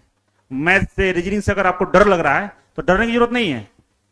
अरे मैथ के मान लीजिए 15 सवाल पूछा है तो 15 में से 15 हाई लेवल का थोड़े होता है, 5 होगा जो टफ होगा। तो हमको 15 में से 5 ही बनाना है, 5 ही क्वेश्चन सही कर दीजिए, बाकी उधर देख लीजिएगा, नौकरी मिल जाएगा। तो 30% इधर से पूछता है। तो हम लोगों ने क्या किया है कि इसको फाउंडेशन से लेकर हायर लेवल तक पढ़ाते हैं। कुछ बच्चे ऐसे भी होंगे जो पढ़ने में बहुत तेज होंगे, ठीक ठाक होंगे, जो एसएससी, एमटीएस, बिहार पुलिस, ये सब दरोगा वगैरह का एग्जाम देते होंगे, तो उनको अलग से कहीं से खरीदना ना पड़े, है ना। एक जगह है तो एक ही जगह सब चीज पढ़ लें। उनके लिए हम लोग बिल्कुल अच्छे से कंटेंट को तैयार किए हैं, जिसमें math, reasoning, general science, general knowledge, Hindi, computer, ये सब आपको मिलता है। और इसका टोटल फी लगभग 9000 के आसपास होता है। लेकिन जो हमारे यहां से आईटीआई करता है तो उनके लिए सुविधा क्या है कि 50% ही पेमेंट आपको देना पड़ता है और 3 साल वैलिडिटी मिलता है। मान लीजिए मेरा मैथ का फी 3000 है, तो जो बच्चा यहाँ मैथ पढ़ता है उसको 3,000 रुपए देना पड़ता है और 6 महीने इसकी वैलिडिटी होती है। लेकिन आपको जो फी लगेगा वो 1,500 रुपए लगेगा और 3 साल के लिए फ्री हो जाएगा। समझ रहे हैं मेरी बात को? 1,500 लगेगा और 3 साल के लिए फ्री हो जाएगा। 3 साल के अंदर में जो भी चीजें आपको पढ़ना है, ऑफलाइन पढ़ना है, ऑनलाइन पढ़ना है, कभी भी पढ़ना आप पढ़ सकते हैं, कोई चार्ज नहीं है। इतना आपको बेनिफिट मिलता है। और उस लेवल का हम पढ़ाते हैं कि आपको मैथ से डर भाग जाएगा। जैसे मान लीजिए कि मैट्रिक में 8वां में 9वां मैथ नहीं पढ़े हैं, बहुत कमजोर है, तो डर होता है ना कि भाई कहां से पढ़ें, तो हम लोग 5वां क्लास से शुरू करते हैं, 5 से। 2 + 2 = 4 होता है। इस यहां से शुरू करके आपको वहां तक पढ़ाते हैं जहां पे कंपटीशन में काम आता है। क्योंकि पता है कि हमारे आईटीआई के बच्चे गांव से, इनको बहुत सारी चीजें नहीं पढ़ाई गई है। सीबीएसई बोर्ड वाले हम लोग नहीं है, बात सही है ना, इसीलिए वहीं से शुरू करते हैं। तो ये सुविधा आपको मिलता है। अब स्किल टेस्ट होता है पीएसयू में, जो सबसे बढ़िया नौकरी है, बोले थे ना, जिसमें बोलते हैं जन्नत है, उसमें स्किल टेस्ट होता है। स्किल टेस्ट क्या होता है? जो आईटीआई में प्रैक्टिकल होता है ना, उसको स्किल टेस्ट बोलते हैं। वो केवल पास करना होता है। क्या करना होता है? पास करना होता है। मेरिट बनता है आपके ट्रेड थ्योरी से। मेरिट किससे बनता है? ट्रेड थ्योरी से। पीछे से बोला करो। जैसे इसरो की हम बात करें, डीआरडीओ की बात करें, इसरो समझ रहे हो ना, चंद्रयान, मंगलयान। डीआरडीओ जानते होगे, नाग मिसाइल, अग्नि मिसाइल, तमाम पाकिस्तान के लिए बना के बैठे हैं हम लोग, है ना। हमेशा सोचते हैं कि फोड़ दे कुछ करे तो। ये BARC, Bhabha atomic research centre, परमाणु बम, एटम बम जो बनाता है। सेल, जितने स्टील प्लांट आप देखते होंगे, स्टील जो मैन्युफैक्चरिंग होती है, सेल करता है। पेट्रोल पंप जितने देखे होंगे, इंडियन ऑयल का देखे होंगे, भारत पेट्रोलियम। ये बॉर्डर रोड ऑर्गेनाइजेशन, जितने बॉर्डर के किनारे जितना भी काम होता है ना बॉर्डर इलाका में, वो बीआरओ करता है, बॉर्डर रोड ऑर्गेनाइजेशन। इस सब में नौकरी के लिए आपको ना स्किल टेस्ट पास करना होता है। स्किल टेस्ट का मतलब ये हुआ, ये फिटर वाला जो बच्चे जो जॉब बनाते हैं, कटिंग करते हैं, और जो इलेक्ट्रीशियन वाले बच्चे वायरिंग हो रहा है, ये पैनल हो रहा है, तार और कनेक्शन करते हैं, ये पास करके देखना होता है। पास का मतलब क्या होता है कि 100 में 30 नंबर लाना है, यही पास करना है। 100 में 30 नंबर लाना है। तो आप पूछिएगा सर पास ही केवल क्यों करना है, तो क्या मतलब है पास करने का? इसलिए क्योंकि ये जो चीजें कर रहे हैं ना, जिससे जॉब बनाते हैं आप, ये पुराने जमाने में बनाए जाते थे 1940 में। अब मशीन, ऑटोमेटिक मशीन आ गया, सीएनसी मशीन आ गया, जरूरत ही नहीं है। बस चेक करता है कि आपको जानकारी है कि नहीं है, बस इतना ही चेक करता है।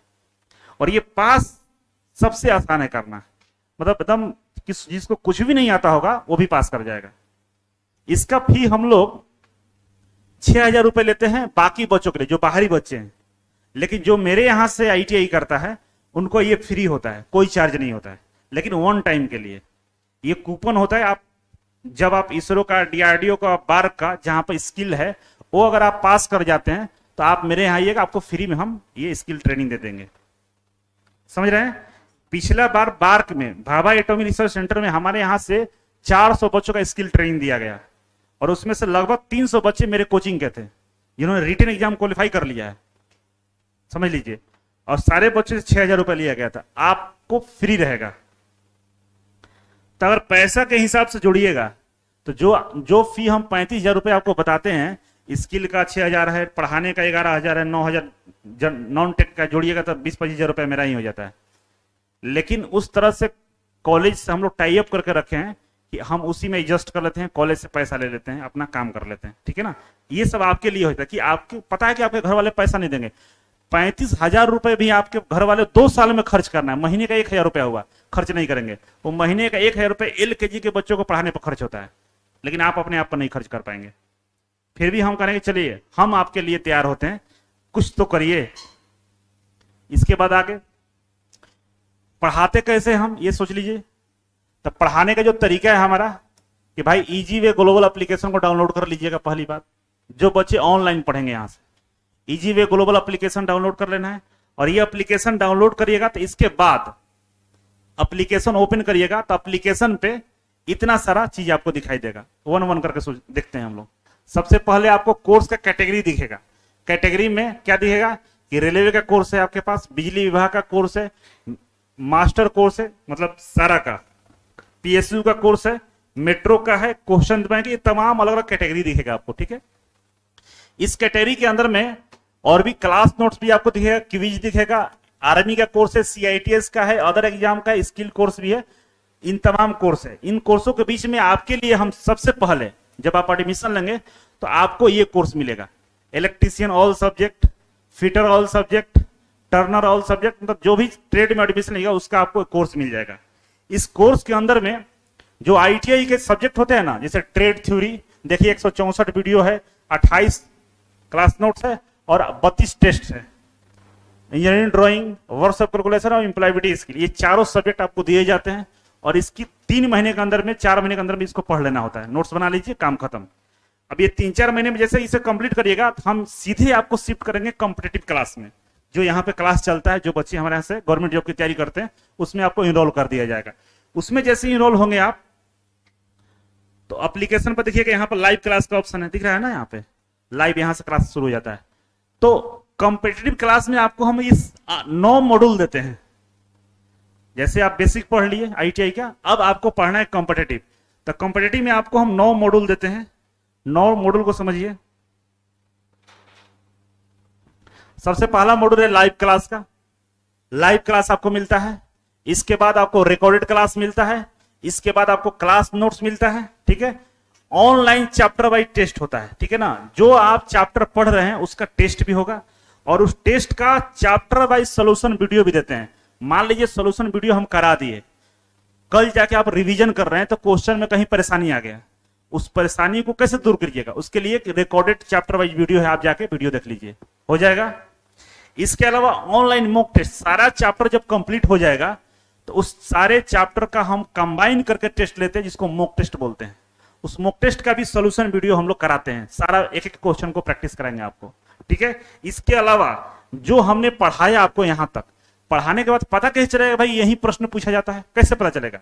उसके लिए क्या करते हैं, हम आपको प्रीवियस ईयर क्वेश्चन करवाते हैं। इसरो का, डीआरडीओ का, रेलवे का प्रैक्टिस सेट आपको देते हैं, प्रीवियस ईयर का क्वेश्चन कराते हैं। क्वेश्चन आप करते हैं तो आपको आइडिया मिलता है कि सच में यही प्रश्न जो हमने ऊपर पढ़ा है यही पूछा गया है।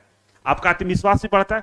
कुछ प्रश्न ऐसा भी होगा जो आपको पल्ले नहीं पड़ेगा, आपका हवा नहीं लगेगा कि कहां से पूछ दिया, तो आउट ऑफ सिलेबस 2-4 होते हैं। इसीलिए हम लोग प्रीवियस ईयर क्वेश्चन का सॉल्यूशन वीडियो भी आपको देते हैं कि आप देखिए। तो ये 9 मॉड्यूल के थ्रू आपको हम लोग पढ़ाते हैं, सारे सब्जेक्ट के साथ करते हैं। ऐसा नहीं केवल technical, trade theory, math, reasoning, GK, ये सबके साथ हम लोग ये मॉड्यूल देते हैं। और ये मॉड्यूल आपके पास 3 ईयर तक रहेगा, 3 साल तक आपके पास रहेगा और आप इससे पढ़िएगा। और आपका तो अपना घर हो जाएगा। जब आपको मर्जी हो ऑफलाइन पढ़ना ऑफलाइन पढ़िए, जब मर्जी हो ऑनलाइन पढ़िए, मतलब एक कंटिन्यू करिए। मान लीजिए कि ऑनलाइन हम 6 महीने पढ़ लिए, बाद में आके ऑफलाइन 6 महीने पढ़ लीजिए। एकदम अपने आप को इतना मजबूत बना लीजिए कि 2 साल बाद जब बाहर निकले तो फिर आपका मुकाबला कोई ना करे। ऐसा होना चाहिए पढ़ाई। जैसे मेरे यहाँ जो बच्चे आते हैं, जो यहाँ पे क्लास कर रहे हैं, वो आते हैं 6 महीने के लिए, 8 महीने के लिए, पढ़ के नौकरी ले लेते हैं, ठीक है। नौकरी लेने में साल भर लग जाता है, ले लेते हैं। और आपको हम 2 साल से पढ़ा रहे हैं, एक ही चीज पढ़ा रहे हैं 2 साल से, तो क्या लगता है अब 2 साल पढ़े नहीं होगा नौकरी? हो जाएगा। तब भी नहीं होगा। मान लीजिए कि हम नौकरी के लिए पैदा ही नहीं हुए, 2 साल पढ़ाए, 5000 क्वेश्चन बार बार रटवा रहे हैं, इसके बाद भी नौकरी नहीं मिला, मतलब आप या तो पढ़ना नहीं चाहते या खूब मन से पढ़े हैं तो नौकरी नहीं मिला, मतलब नौकरी आपको नहीं मिलेगा। दूसरा विकल्प हम लोग बात करेंगे। इसीलिए बोले थे ना, प्राइवेट सेक्टर भी है, बिजनेस भी है, सब है। आगे बढ़ेंगे चीज समझ में आएगा, और ठीक है। इसके अलावा ये जब चीजें होता है तो हम लोग सपोर्ट सिस्टम में क्या करते हैं, आपको कैरियर गाइडेंस प्रोग्राम देते हैं। जैसे अभी हम लोग सेमिनार ले रहे हैं, किसके लिए? आईटीआई के लिए क्या करना है। एक सेमिनार होता है जो बच्चे आईटीआई कर लिए उनके लिए, उसमें पूरी स्ट्रेटेजी बताए, पढ़ना कैसे है, नोट्स कैसे बनाना है, कितना कौन से सब्जेक्ट को पढ़ना होता है, कौन कौन से एग्जाम के लिए हम तैयारी करें, ये सारा चीज उस सेमिनार में बताया जाता है। अगर पुराने बच्चा कोई बैठा हो तो पता होगा कि उस सेमिनार में क्या क्या होता है। तो उसमें क्या होता है कि हम लोग पूरी तरह से 2 साल तक आपको हम गाइड करते रहते हैं, करना क्या है। आप टेस्ट देते हैं, टेस्ट में क्वेश्चन ज्यादा गलत होता है, कम गलत होता है, उसके बारे में हम पूछते रहते हैं। नींद आ रहा है क्या आपको? पानी पी लो, नींद आ रहा है तो उसको पानी दे दो पीने के लिए, ठीक है। दूसरा मोटिवेशनल सेमिनार भी होता है। प्लेसमेंट सपोर्ट है। अगर मान लो आप हमको दिए हो कितना पैसा, 35,000 या 36,000 कर लो, ठीक है, तो ये 2 महीने का सैलरी है आपका। मान लीजिए सरकारी नौकरी नहीं लगा तो प्राइवेट नौकरी में 15,000 से स्टार्टिंग होगा आपका, प्लेसमेंट कराएंगे तो 15 दूनी 30 होता है। तो 2 महीने का सैलरी हमको दे रहे हो और हम आपके पूरे जिंदगी को बना रहे हैं, तो पैसा ज्यादा नहीं है, बहुत कम है। और जिसको कुछ कराना ही नहीं है, केवल सर्टिफिकेट बेचना है, तो 10,000 में भी उसके लिए फायदा ही है। इतना सारा मॉड्यूल दे रहे हैं, इतने सारे टीचर्स बैठेंगे, सारा चीज किया जा रहा है, एसी पंखा सब चीज मिल रहा है आपको 3 साल तक, तो पैसा ज्यादा है? ज्यादा नहीं है। अगर आपको सरकारी नौकरी मिल गया तो 1 महीने का सैलरी है ना? आप जरा सोचना कि 1 महीने का भी सैलरी अपने ऊपर खर्च नहीं कर सकते हो, तो फिर धरती पर आए क्यों हैं हम? सब पैसा अपने जेब में रख के जाने के लिए, तो कभी पैसा मिलेगा नहीं। जब तक आप पैसे को सदुपयोग नहीं करेंगे, पैसा आपके पास आएगा ही नहीं। उसको तो पता होना चाहिए कि पैसा का 3 गति होता है। पैसा कितने गति होता है? 3 गति होता है। पहला होता है कि भोग कीजिए, पैसा अगर आ रहा है तो अपने ऊपर खर्च कीजिए। दूसरा होता है दान करिए।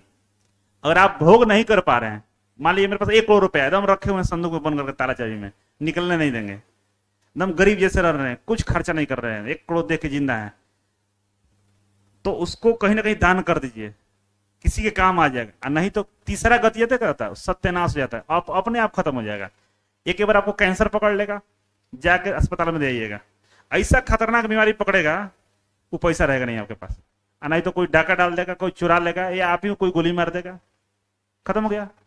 इसीलिए पैसा ऐसा चीज है कि कभी रखा नहीं जाता है। अगर रखे हैं तो आप बहुत बड़ा गलती कर रहे हैं, कभी ना कभी मुश्किल में फंसिएगा। इसीलिए पैसा सर्कुलेशन बने रहना चाहिए। और पैसा उसी के पास आता है जो पैसा वो खर्च करता है।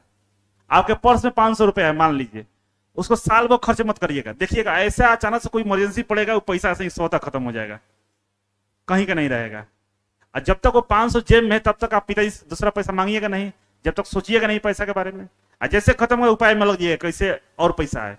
तो पैसा का मतलब ही सर्कुलेशन करना। तो जब तक अपने पर खर्च नहीं करेंगे, तब तक पैसा कमाएंगे कैसे फिर? तो पैसा कमाने के लिए खर्च करना पड़ेगा।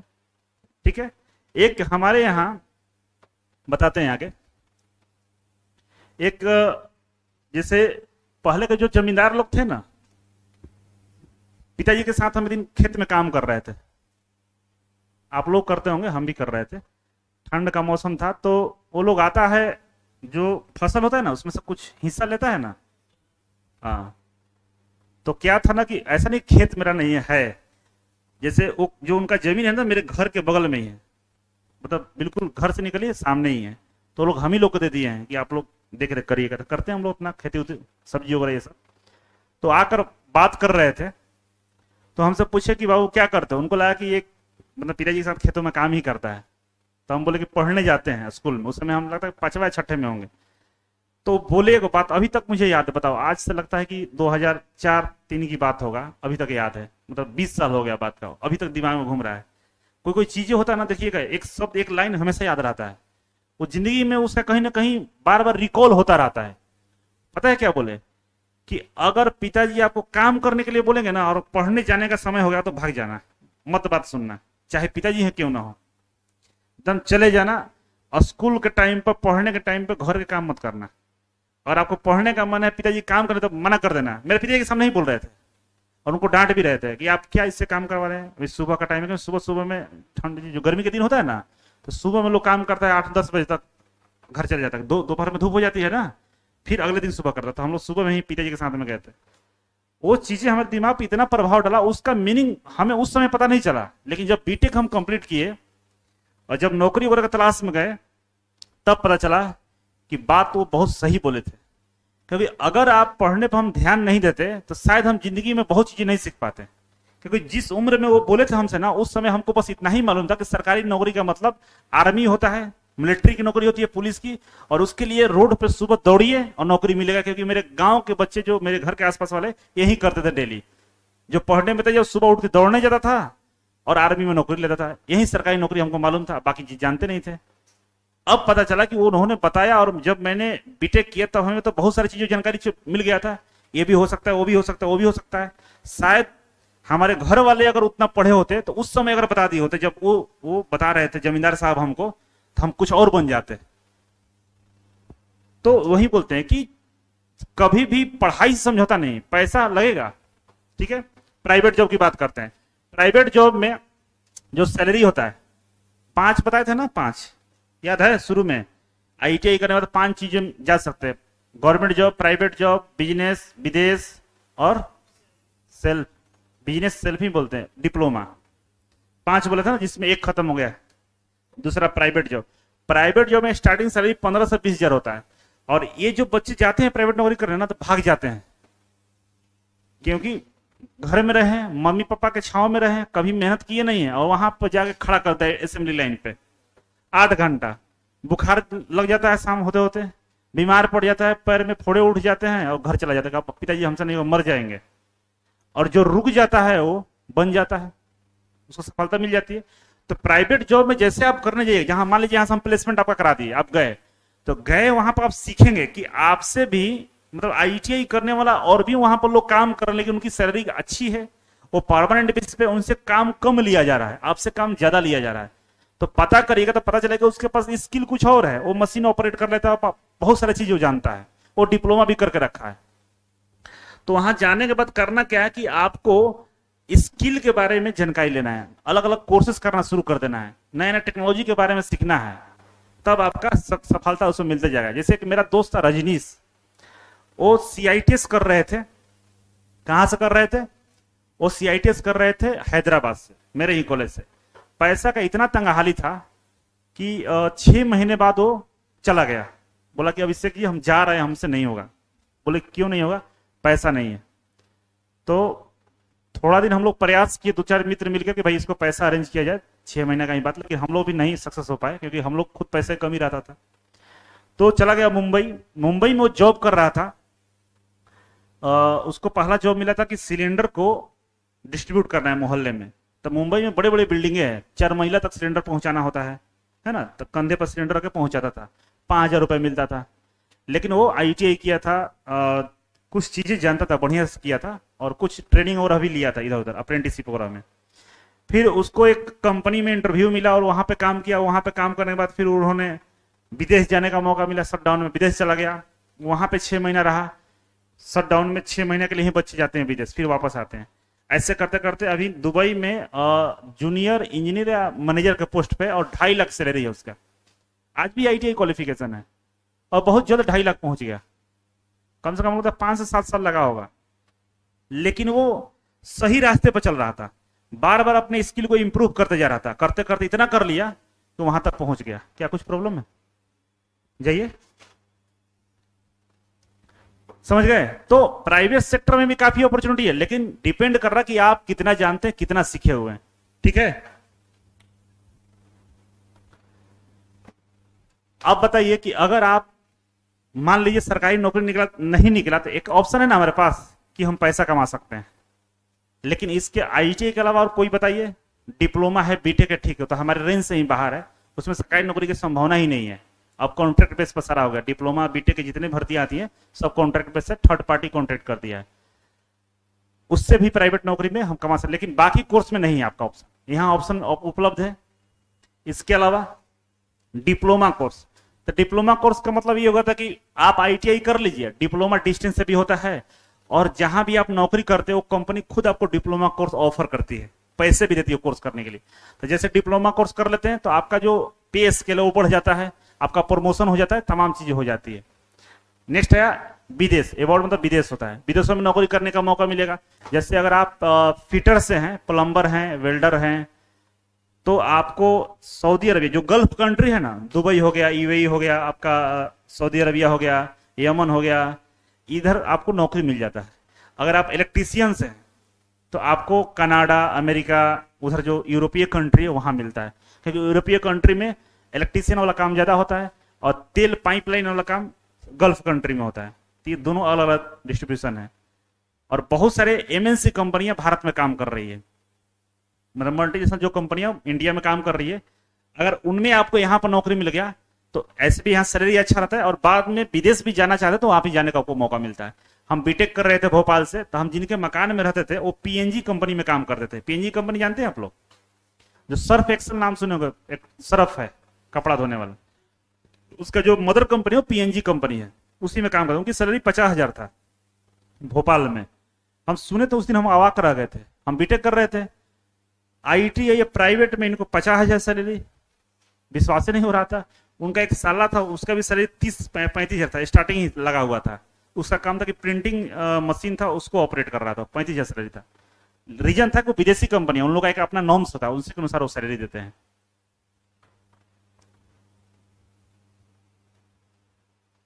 और बिजनेस की हम बात करें तो देखिए बिजनेस बहुत तरीके का होता है, ठीक है। देखिए बिजनेस क्या होता है बताते हैं आपको। इसमें एनिमेशन डाला हुआ है, थोड़ा सा बढ़ा लेते हैं।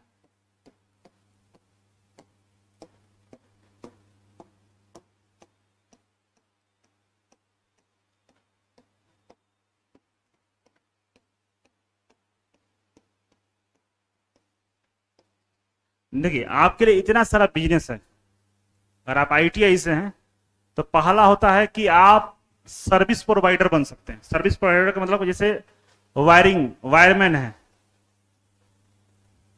बहुत सारे बिजली के उपकरण लगे हुए, इसको मेंटेनेंस करने के लिए आप बन सकते हैं। जैसे एक मेरा जो यहाँ पर जो सर्विस देता है, अगर एक बार आता है 1 घंटे के लिए आता है तो उसको 500 रुपये हमको देना पड़ता है। आप ही लोग का एज का है। तो जैसे जितने एसी के दुकान है, जितने फ्रिज के दुकान है, जितने पंखे के दुकान है, सबसे उसका टाई अप है। अगर आपको एसी इंस्टॉल करना है तो वहीं आएगा, इंस्टॉल करेगा। रिपेयरिंग करना है तो वहीं आएगा, खोलना भी है तो वहीं आएगा। जब आएगा तो 500 रुपये लेगा।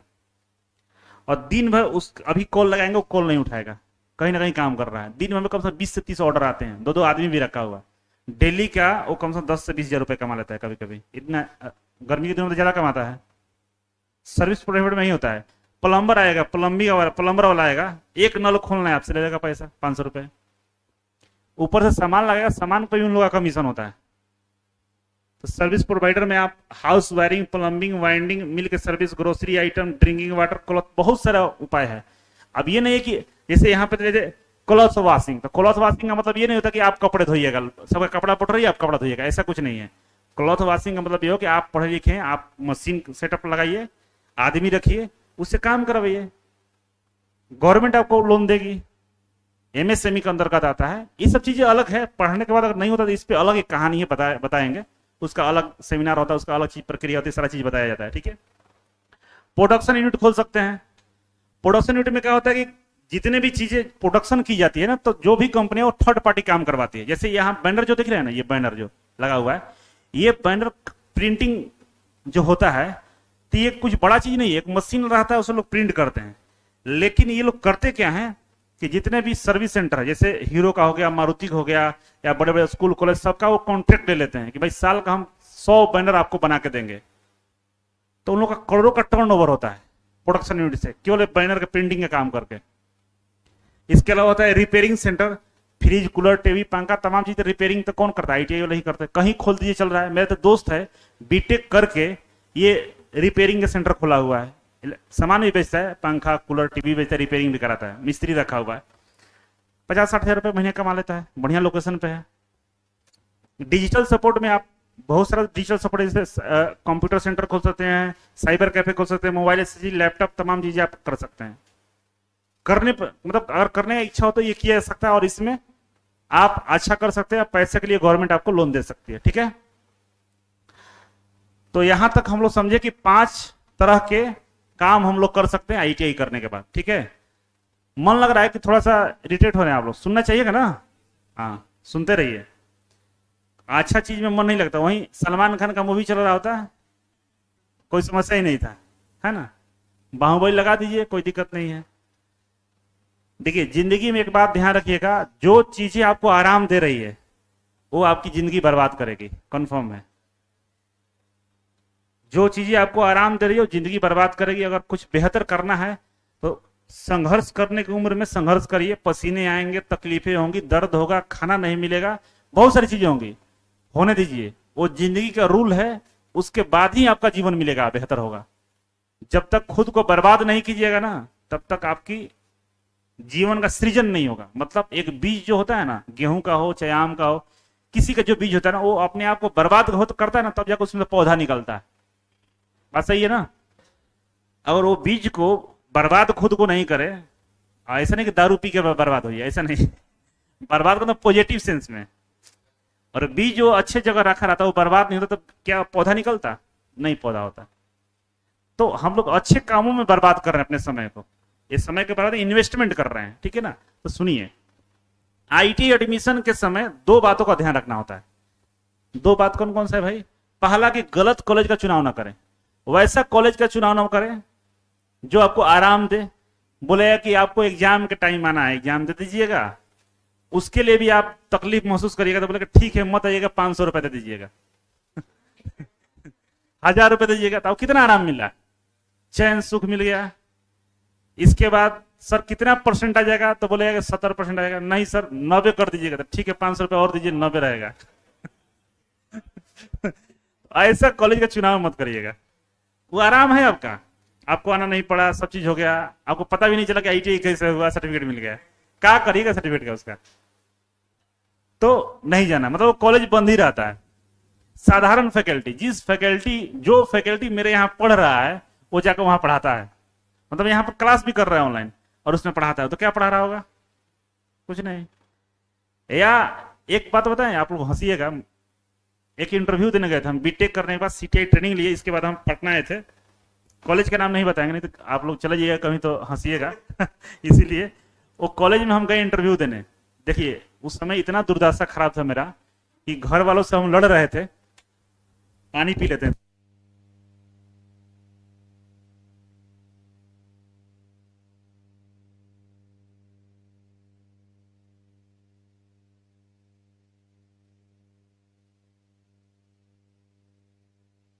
तो इंटरव्यू के लिए गए तो एक कॉलेज वाला हमको 3500 बोला, 3500 पर मंथ पे हम आपको रखेंगे। हम बोले कि सर बीटेक किए, कुछ तो डिग्री का ख्याल करिए, कम से कम 5000 दे दीजिए, 2000 तो रूम का रेंट है। बोला कि नहीं, नहीं दे पाएंगे। दूसरे कॉलेज में गए तो वो बोले कि ठीक है रिज्यूम जमा कर दीजिए, मतलब मोबाइल पर ही बात हुआ था, तो हम रिज्यूम लेके गए।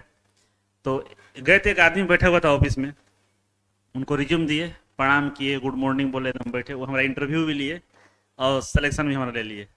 पता नहीं पहले से ही शायद फोन पे ही बात करके वो जो डायरेक्टर साहब थे वो कंफर्म कर दिए थे, इनको रख लीजिएगा, डॉक्यूमेंट्स वगैरह देखे होंगे। अगले दिन गए तो डायरेक्टर साहब परिचय करा रहे हैं कि ये गार्ड साहब हैं जो हमारा इंटरव्यू लिए थे। और कुछ चीजों का जरूरत पड़ेगा तो इनसे बोलिएगा। तो उनका काम था कि भाई पानी उनी ला कर टेबल पर रख देते थे, हम वहां बैठ कर अपना काम करते थे सब चीज। इनको बैठा के पूछे कि इधर आइए। दूसरा दिन कि आप हमारा इंटरव्यू ले रहे थे, मतलब कौन बोला था? तो बोले कि सर बोले थे कि इंटरव्यू ले लीजिए। कहीं देखिए तो आईटीआई के डायरेक्टर कॉन्फिडेंस गार्ड से इंटरव्यू लिवा देता है सब। और बात देखिए, वो मेरा डॉक्यूमेंट देख रहा था पूरा, सब तो इंग्लिश में था।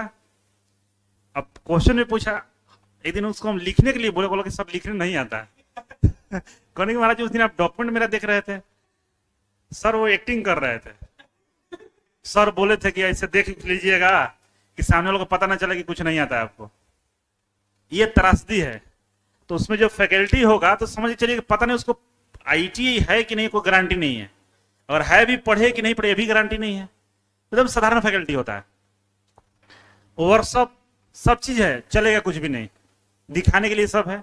एक तो कॉलेज वाला है ना कि जब एडमिशन का टाइम आएगा ना तो लेथ मशीन को साफ करके वहां पे जो जो मेटल्स का चूर्ण होता है ना वो झाई से गिरा देता है कि मतलब चल रहा था। होता है ना। तो इन लोगों का खर्च कहीं नहीं होता है, ना पढ़ाने में खर्च है, ना फैकल्टी में खर्च है। गार्ड से इंटरव्यू लिया तो कुछ भी कर लेते हैं, सारा पैसा बचा कर लेते हैं। तो ये लोग तो 10,000 में भी करा लेंगे, 5,000 में भी करा देंगे। लेकिन जरा सोचिए कि लोग कितना जीवन बर्बाद कर रहे हैं पर ईयर, जितना बच्चे उनका जीवन बर्बाद कर रहे हैं। एक तो पढ़ाई सबको रोक दिए, आपके अंदर तो 50-60 हजार रुपए उनको मिलता है, ऑनलाइन भी 10-15 हजार बच्चे पढ़ते हैं। तो इस क्वालिटी को मेंटेन करते हैं। हमारे यहाँ सिलेक्शन रेगुलर होता है, अभी आपको सिलेक्शन वाला दिखाएंगे बच्चों का फोटो। और इन लोगों का only earning and know learning, मतलब केवल पैसा कमाएंगे, सिखाएंगे कुछ भी नहीं। तो ये इस तरह कॉलेज में एडमिशन मत लीजिएगा, कहीं लीजिए। ऐसा नहीं कि मेरे यहाँ एडमिशन, ऐसा कुछ नहीं है, कहीं लीजिए, लेकिन ऐसा कॉलेज में एडमिशन नहीं लेना। तो पता कहीं चलेगा कैसा कॉलेज है, तो पता नहीं चलेगा, वो एडमिशन लेने के बाद पता चलेगा। नहीं तो अगर आप एडमिशन किसी कॉलेज में जाइएगा, खाली बोल दिएगा सर हमको एडमिशन लेना है, वो सब चीज एक्सेप्ट कर लेगा। आपको बोले एकदम ईश्वर में भेज ही देंगे हम, हमारे यहाँ तो बच्चे कई को ईश्वर में गए हैं, ऐसे बोल देगा। ईश्वर को फुल फॉर्म पूछिएगा तो नहीं बताएगा। सही बता रहे हैं। कौन सा ट्रेड से आईटीआई, ये भी काफी मायने रखता है, कौन सा ट्रेड से आईटीआई करें। आप जितना बात हम आपको बताए हैं ना अभी तक, आप इनमें से कोई भी एक प्रश्न उठा के पूछ दीजिएगा, जो आईटीआई के डायरेक्टर लोग हैं, जो फैकल्टी नहीं बता पाएगा। उसको मतलब ही नहीं होता है आईटीआई से। वो आईटीआई कभी कभी भूल भी जाता है। सब आईटीआई का फुल फॉर्म क्या है पूछ दीजिएगा, सर आईटीआई मतलब क्या होता है, तो पहले 2 मिनट सोचेगा आईटीआई, अरे कुछ तो होता है। सच में कंफ्यूजन हो जाएगा उसका। दिक्कत ये होता है। अब ये ट्रेड कौन सा, देखिए किसी के बहकावे में आके हम ट्रेड लेते हैं, कोने में भर्ती ज्यादा आता है तो इसमें आता वो ले लेते हैं, तो गलत चीज है। देखिए ट्रेड कौन सा चुनाव करना है ये बताते हैं आपको। दो ट्रेड है, फिटर और इलेक्ट्रीशियन। सबसे ज्यादा गवर्नमेंट जॉब देने वाला है फिटर और इलेक्ट्रीशियन, ठीक है। अब इन दोनों में से भी चुनाव करना है आपको, तो सबसे पहले आपको चेक करना क्या है, मैट्रिक का सर्टिफिकेट चेक कर लीजिएगा, क्योंकि हमारे यहाँ जो बच्चे एडमिशन लेने आते हैं तो हम पूछते हैं कि मैट्रिक में कितना नंबर है।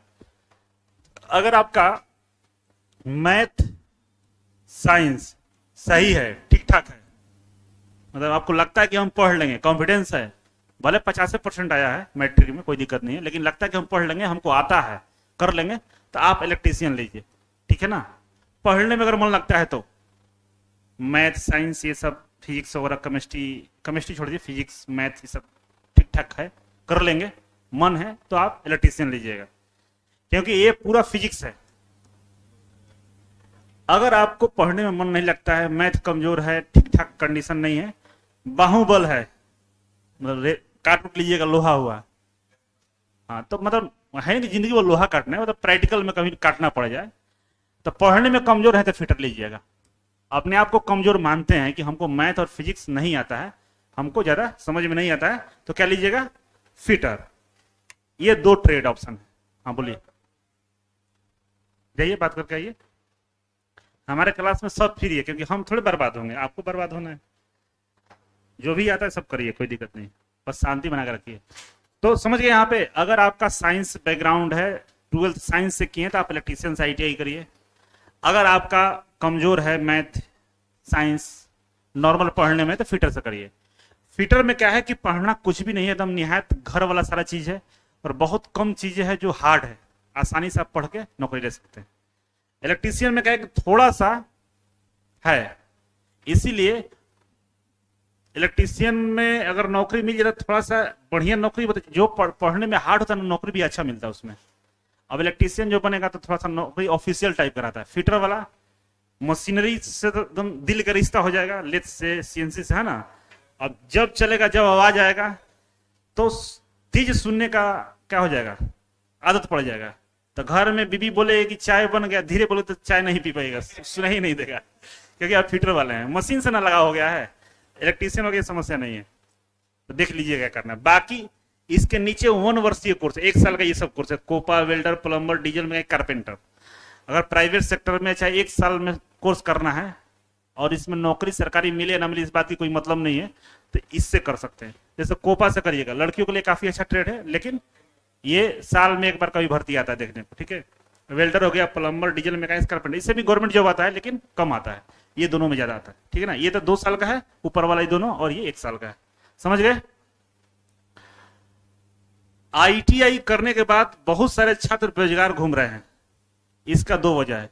तो आप इतना सारा चीज समझाए तो आप अब आप समझ गए होंगे कि जो आपके चाचा का, भैया का, फलना चिल्ला का जो लड़का घूम रहा है ITI करके बेरोजगार है, तो क्यों बेरोजगार है। अब अंडरस्टैंड कर लिए होंगे ना, जान गए होंगे इतना क्यों बेरोजगार है। अब तो बहसबाजी की बात नहीं रहा कि सर उसका भी तो ITI करके घूम रहा है, आप क्या कर लीजिएगा। तो यही कारण है कि पहला की जानकारी क्या भाव, उसको पता ही नहीं कि PSU क्या होता है, इसरो क्या है, DRDO क्या है, सिलेबस का कुछ जानकारी नहीं है, पढ़ाई नहीं है, तो इसीलिए घूम रहा है। क्या करें, उसको जानकारी नहीं है कुछ, पढ़ाई से दूर तक रिश्ता नहीं है, 36 का आंकड़ा रहता है ना। पढ़ाई से बहुत दुश्मनी है उसको, तो कहां से नौकरी मिलेगा, इसीलिए वो घूम रहा है, दूसरा कुछ कारण नहीं है। अब देखिए इजी वे कोचिंग के माध्यम से ITI करने पे, ये तो चीजें आपको हम बता चुके हैं पहले ही। देखिए हमारे यहां से ITI करेगा तो समय का बचत होगा। जैसे मान लीजिए ITI करिएगा, ITI करके फिर आइएगा पढ़ने, तो 2 साल बाद पढ़ना शुरू करिएगा, तो 6 साल भर और लगेगा तैयारी करने में, तो तीसरे चौथे साल आपको नौकरी की संभावना बनेगी। और मेरे यहाँ से करिएगा तो एडमिशन के पहले दिन से पढ़ाई शुरू हो गया, तो 2 साल होते होते हम आपको इतना पढ़ा देंगे, इतना टॉर्चर कर देंगे ना कि आप पढ़ने लगिएगा। हम छोड़ दे थोड़े, जैसे घर पे भी था, ऐसा नहीं कि छोड़ देंगे, घर पे है, डेली 2 दिन पर 4 दिन पर कॉल जाएगा, नोट्स बना लिए हैं, ये कर लिए, वो कर लिए, इंग्लिश जरूर रखेंगे। तो दिमाग का इन्वॉल्व, देखिए दिमाग का साइकोलॉजी है ना कि जिधर लगाइएगा उधर चीजें सही हो जाता है। कोई चीज आपको नहीं आ रहा है उसी पर ध्यान लगाइए, सही हो जाएगा। जैसे यहाँ बैठे ना, अभी हमको गर्मी लग रहा है, लेकिन हम फील कर रहे हैं ना कि सामने AC है, गर्मी कैसे लग सकता है। तो गर्मी हमको नहीं लग रहा है लेकिन एक्चुअल में गर्मी देखो, पसीने निकल रहा है, तो मतलब गर्मी है। लेकिन हम ये सोच रहे हैं बार बार दिमाग में, एसी लगा हुआ, गर्मी नहीं है, ऐसे ही थोड़ा सा लग रहा है। जैसे सोचिए गर्मी लग रहा है, सच में गर्मी लगने लगता है। तो दिमाग जिधर इंगेज करिएगा वो चीजें सही हो जाती है। बात सही है ना? तो हम क्या करते हैं ना कि डेली यहां से रिसेप्शन से कॉल जाएगा 7 दिन पे 5 दिन पे, क्या आपका एक चैप्टर कंप्लीट हो गया, नोट्स बना के नहीं बना, ये बना के नहीं, तो आपको दिमाग में घूमता रहेगा कि अरे आईटीआई कर रहे हैं, ये फील दिलाते रहेंगे। और 2 साल हो जाएगा तो आप हमको जिम्मेवार नहीं बनिएगा। अगर आप पढ़ रहे होंगे तो जरूर अच्छा बन जाएंगे, और नहीं बनेंगे तो आप अपने आप को दोषी होंगे, क्योंकि आपको ये पता चल जाएगा सर की तरफ से कमी नहीं रहा। हमेशा कॉल मैसेज ये सब चीज सेमिनार वगैरह करते रहते हैं, हम ही गधा है, नहीं है। बात एक नहीं सही है, तो ये चीज को ध्यान रखिएगा। अब देखिए, नौकरी में जन्नत है तो उसका नाम पीएसयू है। पीएसयू के अलावा भी, मतलब पीएसयू में जितना फैसिलिटी मिलता है ये हर जगह सब जगह मिलता है। तो हम बताएं कि आईटीआई के, अगर आपको आईटीआई से नौकरी मिलता है तो क्या क्या फैसिलिटी सुविधाएं मिलती है, ये तो जानना जरूरी है। मान लीजिए नौकरी मिल गया तो कोई भी नौकरी कर लेंगे। होमगार्ड का नौकरी मिल गया तो नौकरी है नहीं, पोस्टमैन का नौकरी है तो थोड़े ना नौकरी कर लेंगे। तो जानेंगे ना कि आईटीआई से अगर नौकरी मिलता है तो हमको क्या क्या बेनिफिट्स मिलेगा। उसी बेनिफिट्स को जानने के लिए यहाँ पे बताएंगे, ठीक है। तो सबसे पहले ये जो स्क्रीनशॉट दिखा रहे हैं, जितना भी चीज अभी देखिएगा, ये सब भाभा एटॉमिक रिसर्च सेंटर का जो भर्ती निकाला गया था पिछले बार, लगभग 3000 था, उसी का स्क्रीनशॉट लिया हुआ है, ठीक है ना। तो इसमें लिखी हुई सारे बातें एकदम सत्य है, काल्पनिक नहीं है। जो मूवी देखते हैं ना, लिखता है इसमें जो पात्र हैं, जो कहानी है वो काल्पनिक है, किसी के जीवन से संबंध नहीं रखता है, ऐसा नहीं है।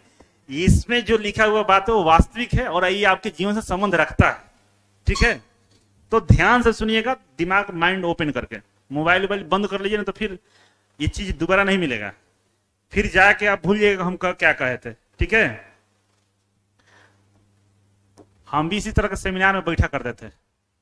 2 जगह हम हमेशा जरूर जाते थे। पहला, जहां साधु संत होता था ना, वहां जरूर जाते थे। वहां जाने से फायदा मतलब जिंदगी के यथार्थ पता चलता है कि हमको करना क्या है, मोह माया से दूर हो जाते थे, है ना।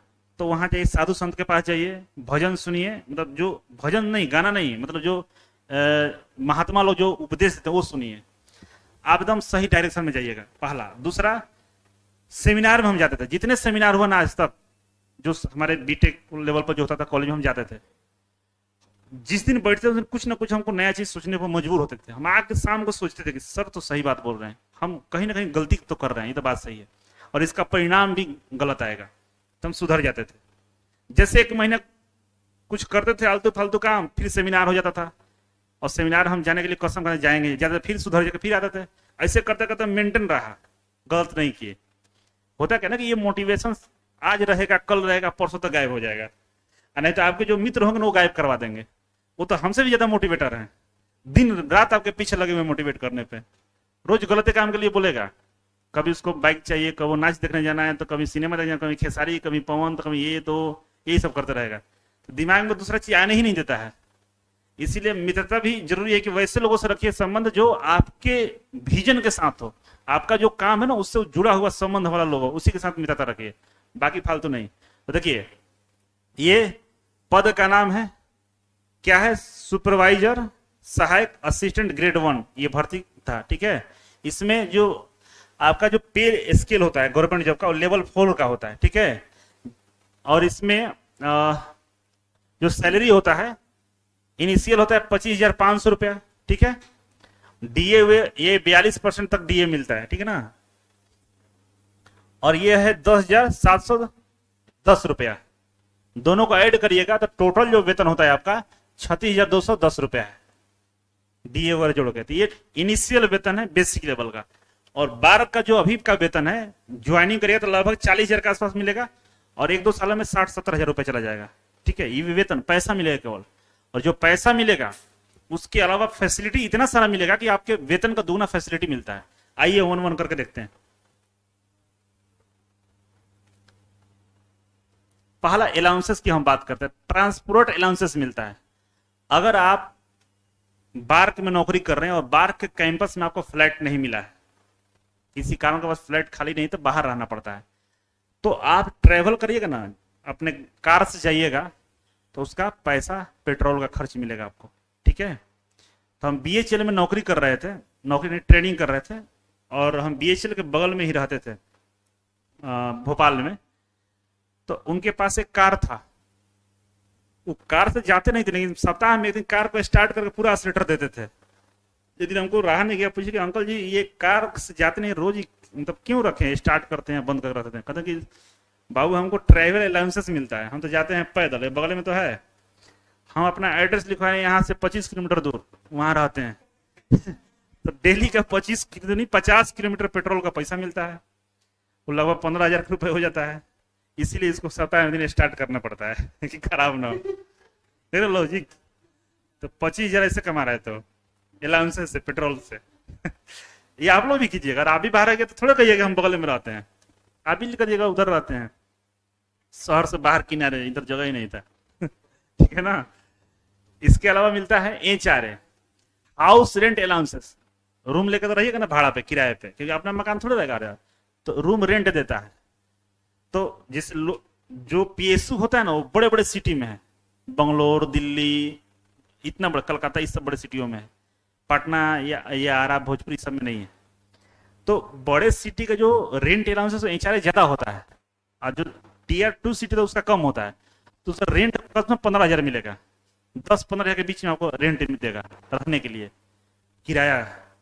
तो 10-15,000 ये हो गया, पेट्रोल का 10,000 ले लिए तो 25,000 तो सही हो गया ना। हमको पता है कि रूम लीजिएगा 5,000 वाला, आप खोजिए कहाँ सस्ता मिल जाए। अकेले ना शादी थोड़ा भी हुआ, जब शादी होगा तो लेंगे। HRA मिलता है। इसके बाद मिलता है site location allowances. Site location का मतलब कि अगर वो जो साइट है, जो जहां पे आप काम कर रहे हैं, वो दलदली क्षेत्र में है, बहुत गर्म स्थान पे, बहुत ठंडे प्रदेश में है, जहां पे अनकंडीशनल सिचुएशन होता है।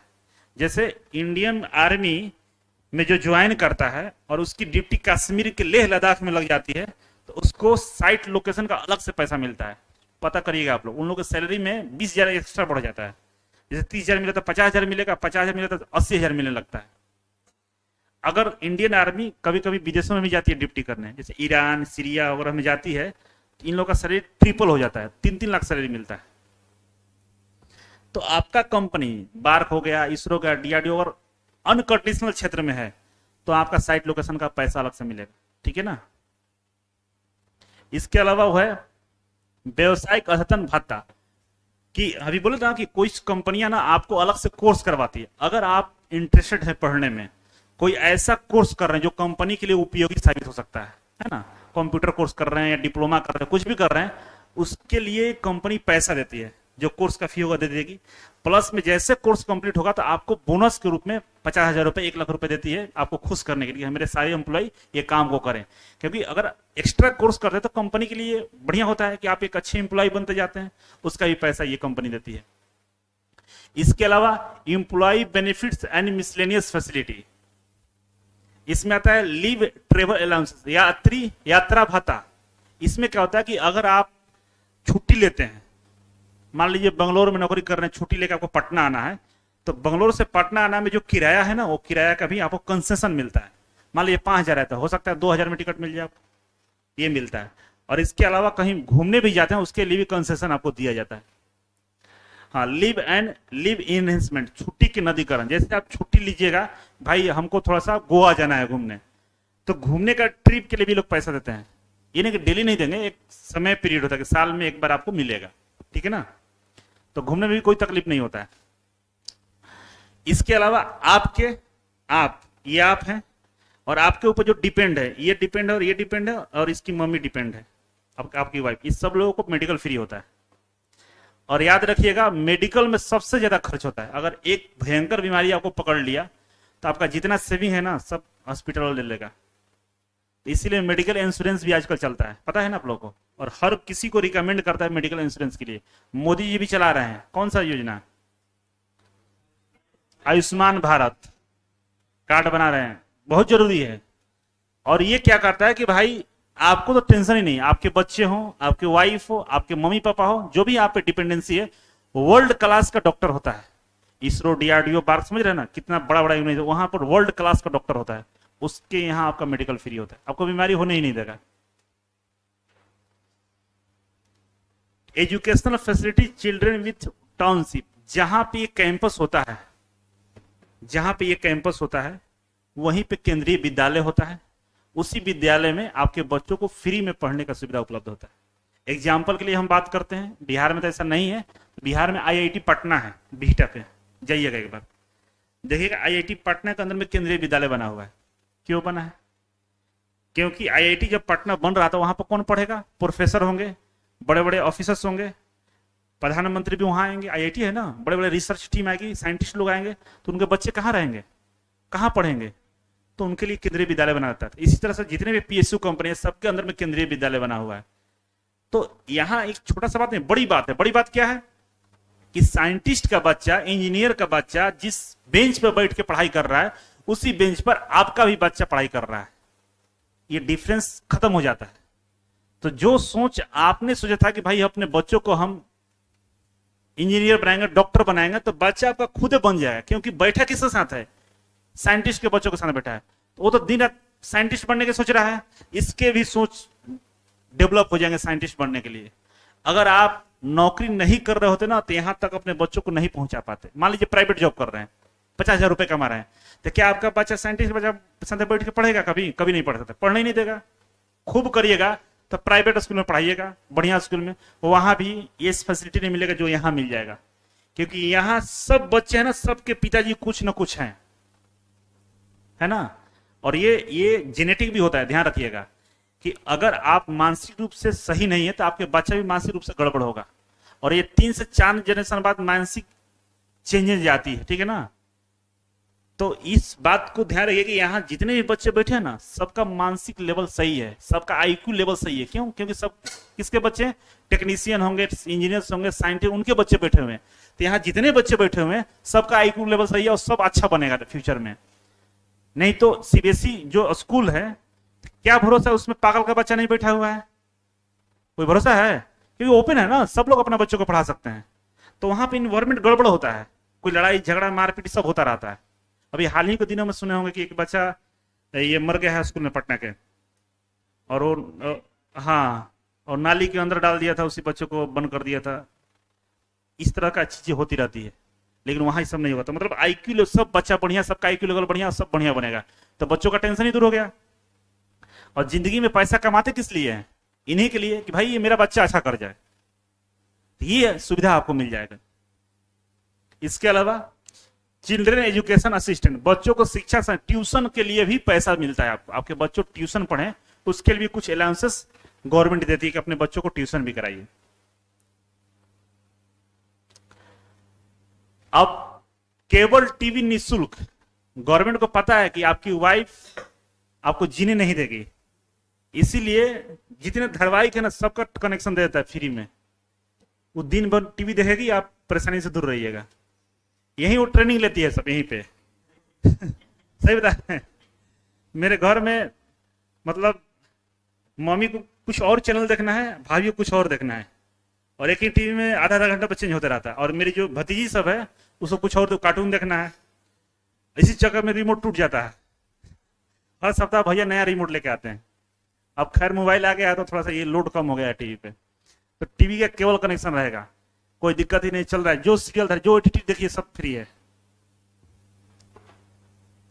मोबाइल फोन शुल्क, जो मोबाइल रिचार्ज है ना वो भी रिचार्ज कराता है। एक मोबाइल सिम रिचार्ज हमेशा कराएगा गवर्नमेंट अपने तरफ से। समाचार पत्र आपके रूम पे डेली पहुंच जाएगा, सुबह में एक न्यूज़पेपर आपका मिलेगा। संस्थान के लिए सहायता शुल्क, एक कम्युनिटी हॉल होता है जहां पर बर्थडे मनाना है, मैडम का एनिवर्सरी मनाना है ना, ये सब मनाने के लिए आपको कहीं जाने की जरूरत नहीं है। वहां पर कम्युनिटी हॉल बना रहता है, बुकिंग करिए, 100 रुपए 500 रुपए में आपका बुकिंग हो जाएगा, फ्री में आप मनाइए।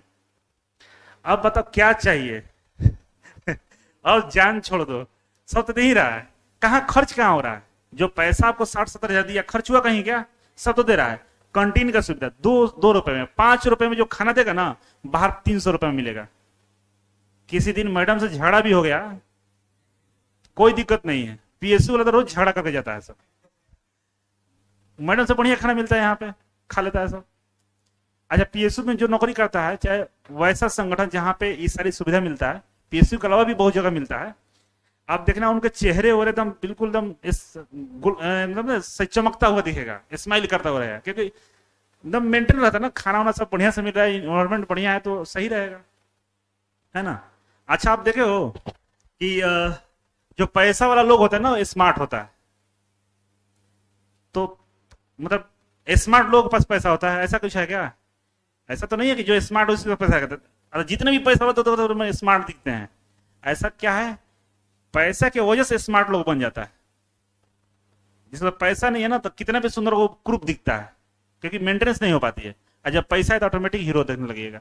वही बात है, कैंटीन का भी सुविधा है, बताओ इतना सारा खाना है, मतलब अभी आप लोग नहीं तो हम गए हैं, बीएचएल में थे हम लोग, ट्रेनिंग ले रहे थे अप्रेंटिसशिप का, तो वहां पे दो तरह का कैंटीन था, एक 10 रुपए वाला था और एक 3 रुपए वाला था। 3 रुपए वाला में दाल चावल भुजिया पापड़ मिलता था, और 10 रुपए वाला में दुनिया का हर खाना अवेलेबल था जो खाइए।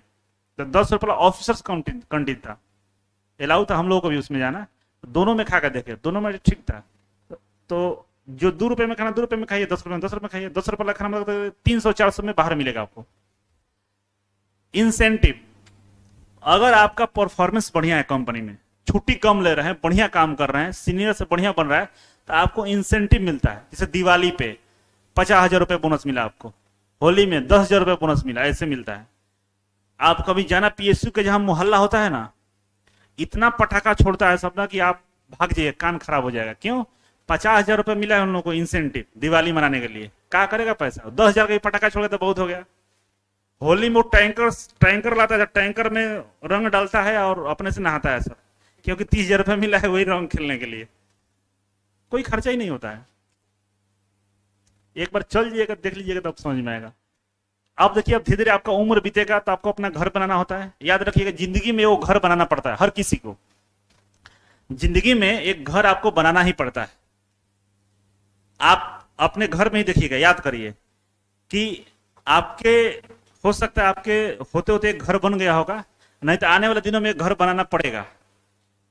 इसलिए क्योंकि परिवार बढ़ता है तो घर की जरूरत पड़ती है, बनाना ही पड़ता है। अगर आप घर नहीं बना पा रहे हैं, समझिए एकदम आपके घर में कलह मचेगा, आपके पास पैसा नहीं है, मजबूरी में नहीं बस बना पा रहे हैं। ठीक है, आइए बैठिए। अमित, ठीक।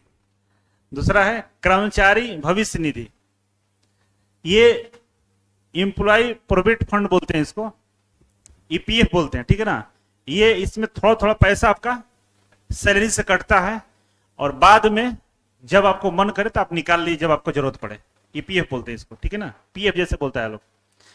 ग्रेजुएटी, ये भी उसी तरह का होता है, इसमें भी थोड़ा थोड़ा पैसा काट के आपको सेविंग किया जाता है, और बुढ़ापे में आप इसका उपयोग कर सकते हैं। एक फिक्स उम्र के बाद ये पैसा आपको मिल जाता है, इस सैलरी से ही कटता है।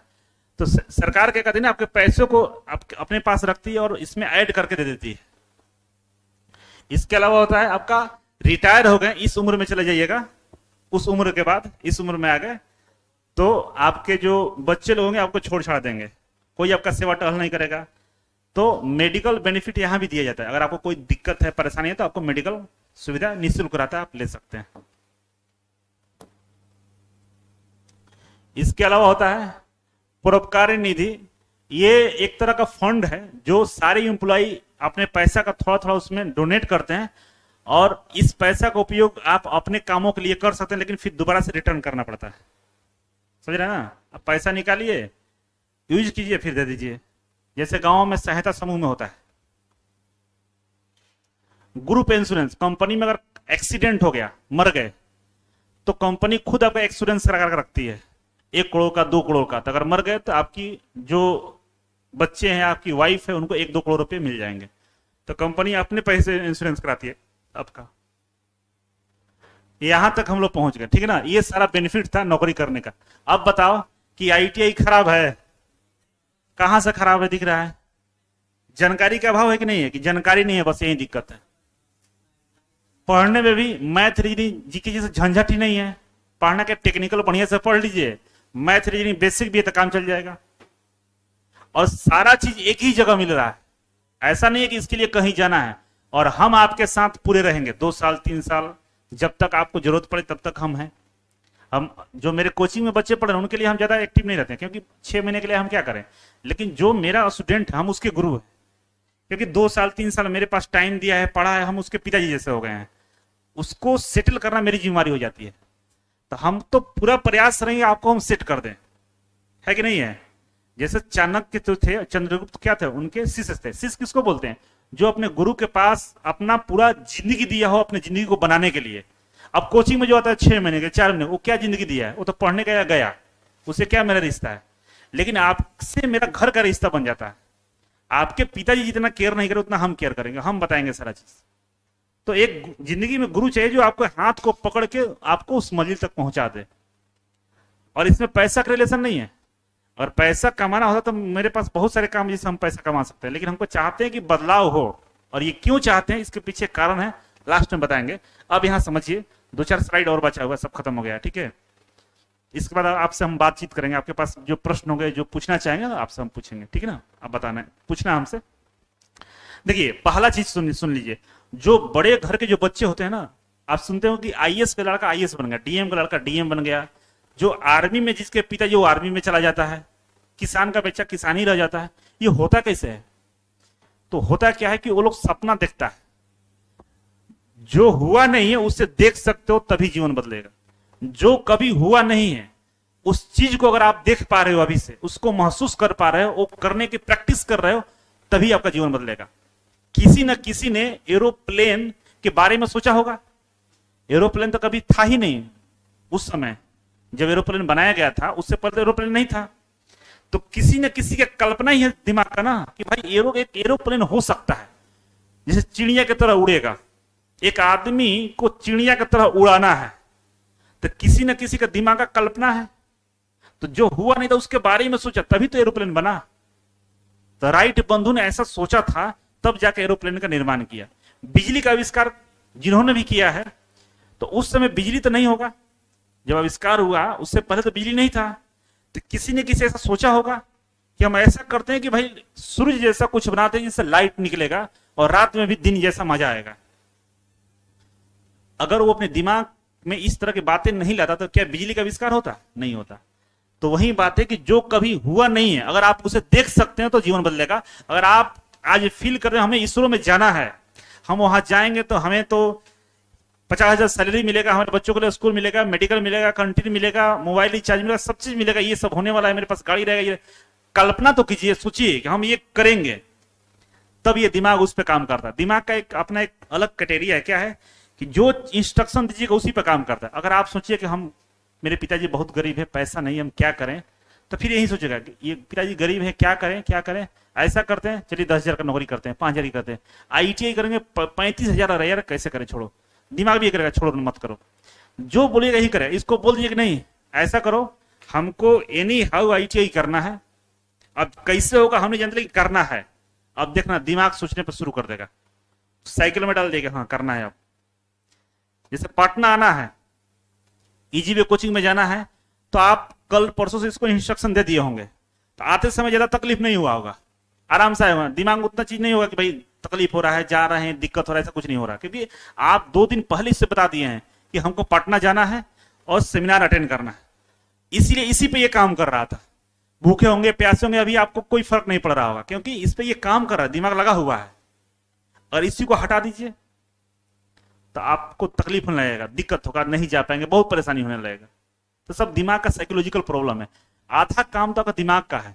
जिस दिन इसको इंस्ट्रक्शन दे दीजिए कि हमको ये करना है, आधा काम उसी दिन हो जाता है। जीवन में हर एक नया निर्माण किसी विध्वंस का खबर देता है, विध्वंस करना पड़ता है। जब तक ये बीज जो था ना अपने आप को बर्बाद नहीं करता, तो ये पौधा का निर्माण नहीं होता। तो आपके घर वाले, आपके मम्मी पापा, हो सकता है आप पे भरोसा ना करें, हो सकता है आपको देख के लोग गलत बातें करके, नहीं इससे तो नहीं होगा, ये तो पढ़ने में महा चौपट आदमी है, इससे कुछ नहीं होने वाला, होने दीजिए, कहने दीजिए। अपने आप को सब्र रखिए, बर्बाद करिए तो इस शिक्षा के लिए, कुछ करने के लिए बर्बाद करिए। एक दिन यही आपके जीवन का नया निर्माण कर देगा। तो खुद को बर्बाद करके ही नया निर्माण कर सकते हैं। और बर्बादी 2 तरीके की होती है। आप किसके लिए बर्बाद हो रहे हैं? पढ़ाई के लिए हो रहे हैं, दिन रात मेहनत कर रहे हैं, पढ़ रहे हैं, लड़ रहे हैं, ये तो हो गया कि आपने जीवन के लिए बर्बाद रहे, आप जीवन बनेगा। दूसरी बर्बादी, गलत संगत में पड़ गए हैं, सिगरेट गांजा में फूंक रहे हैं, चोरी कर रहे हैं, गलत फ्रेंड बनाकर बैठे हुए हैं, तो अलग ही बर्बादी होगा, उसका भी परिणाम मिलेगा। लॉ ऑफ इन्वायरमेंट, पर्यावरण के नियम। पर्यावरण के कुछ नियम होते हैं। क्या नियम होता है? पहला नियम होता है संगत से कल्याण, संगत से सत्यानाश। अच्छा बताइए, दो संगत है, यहां भी कुछ लोग अपने दोस्तों के साथ बैठे हुए हैं और यहां भी कुछ लोग अपने दोस्तों के साथ बैठे हुए हैं। आप बताइए कि जिंदगी में किसको सफलता मिलेगा? इसको मिलेगा, उसको मिलेगा? इसको मिलेगा। क्लियर है? तो फिर ये बात भी सत्य है कि हम जैसे संगत में रहेंगे वैसा ही हमारी जिंदगी का निर्माण होगा। बात सही है ना? तो अगर आप पढ़ने वाले माहौल में हैं, कुछ अपने जीवन के बारे में सोच रहे हैं कि हमको करना क्या है, तो वहीं आप एक दिन बन जाइएगा। लेकिन अगर आप इस तरह की एक्टिविटी में हैं, तो जब तक पिताजी का पैसा है, जब तक गाड़ी में पेट्रोल है, गाड़ी चल रही है, जिस दिन पिताजी का पैसा खत्म, आपका कहानी खत्म। और ये जो आपके साथ बैठे हुए हैं, ये मैडम का तो शादी हो जाएगा, कहीं चल जाएगी, और ये जो लखेरे लोग हैं ये रोड पे मिलेंगे भीख मांगेंगे की तरह। बात सही है कि नहीं सही है? तो अपने वर्तमान परिवेश का आंकलन करें। आप अभी यहां जाने के बाद एक बार बैठ के सोचिए कि आपका जो वर्तमान परिवेश है ना, आप किस परिवेश में है, आप जहां पे हैं वहां पर क्या इन्वायरमेंट है, लोग क्या सोचते हैं। तो आप ये पाइएगा कि आप वहां पर लोगों का जो सोच है ना बहुत कम है। कोई सोचता ही नहीं है इसरो में जाने के लिए, कोई बाहर में जाने के लिए सोचता ही नहीं है, कोई सोचता नहीं है कि रेलवे ड्राइवर बने, कोई सोचने वाला ही नहीं है। एक हम अकेले पता नहीं कैसे भूले भट के वीडियो देखे पहुंच गए, तो हम अकेले सोच रहे हैं। तो वहां से निकलिए, उस इन्वायरमेंट को छोड़िए, घर में ही अपने एक माहौल बनाइए, पढ़िए, बात कर लीजिए, बोल दीजिए कि कुछ अर्जेंट मीटिंग में है। एक बात पता है,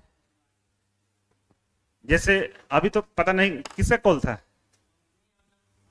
हाँ, अच्छा अच्छा।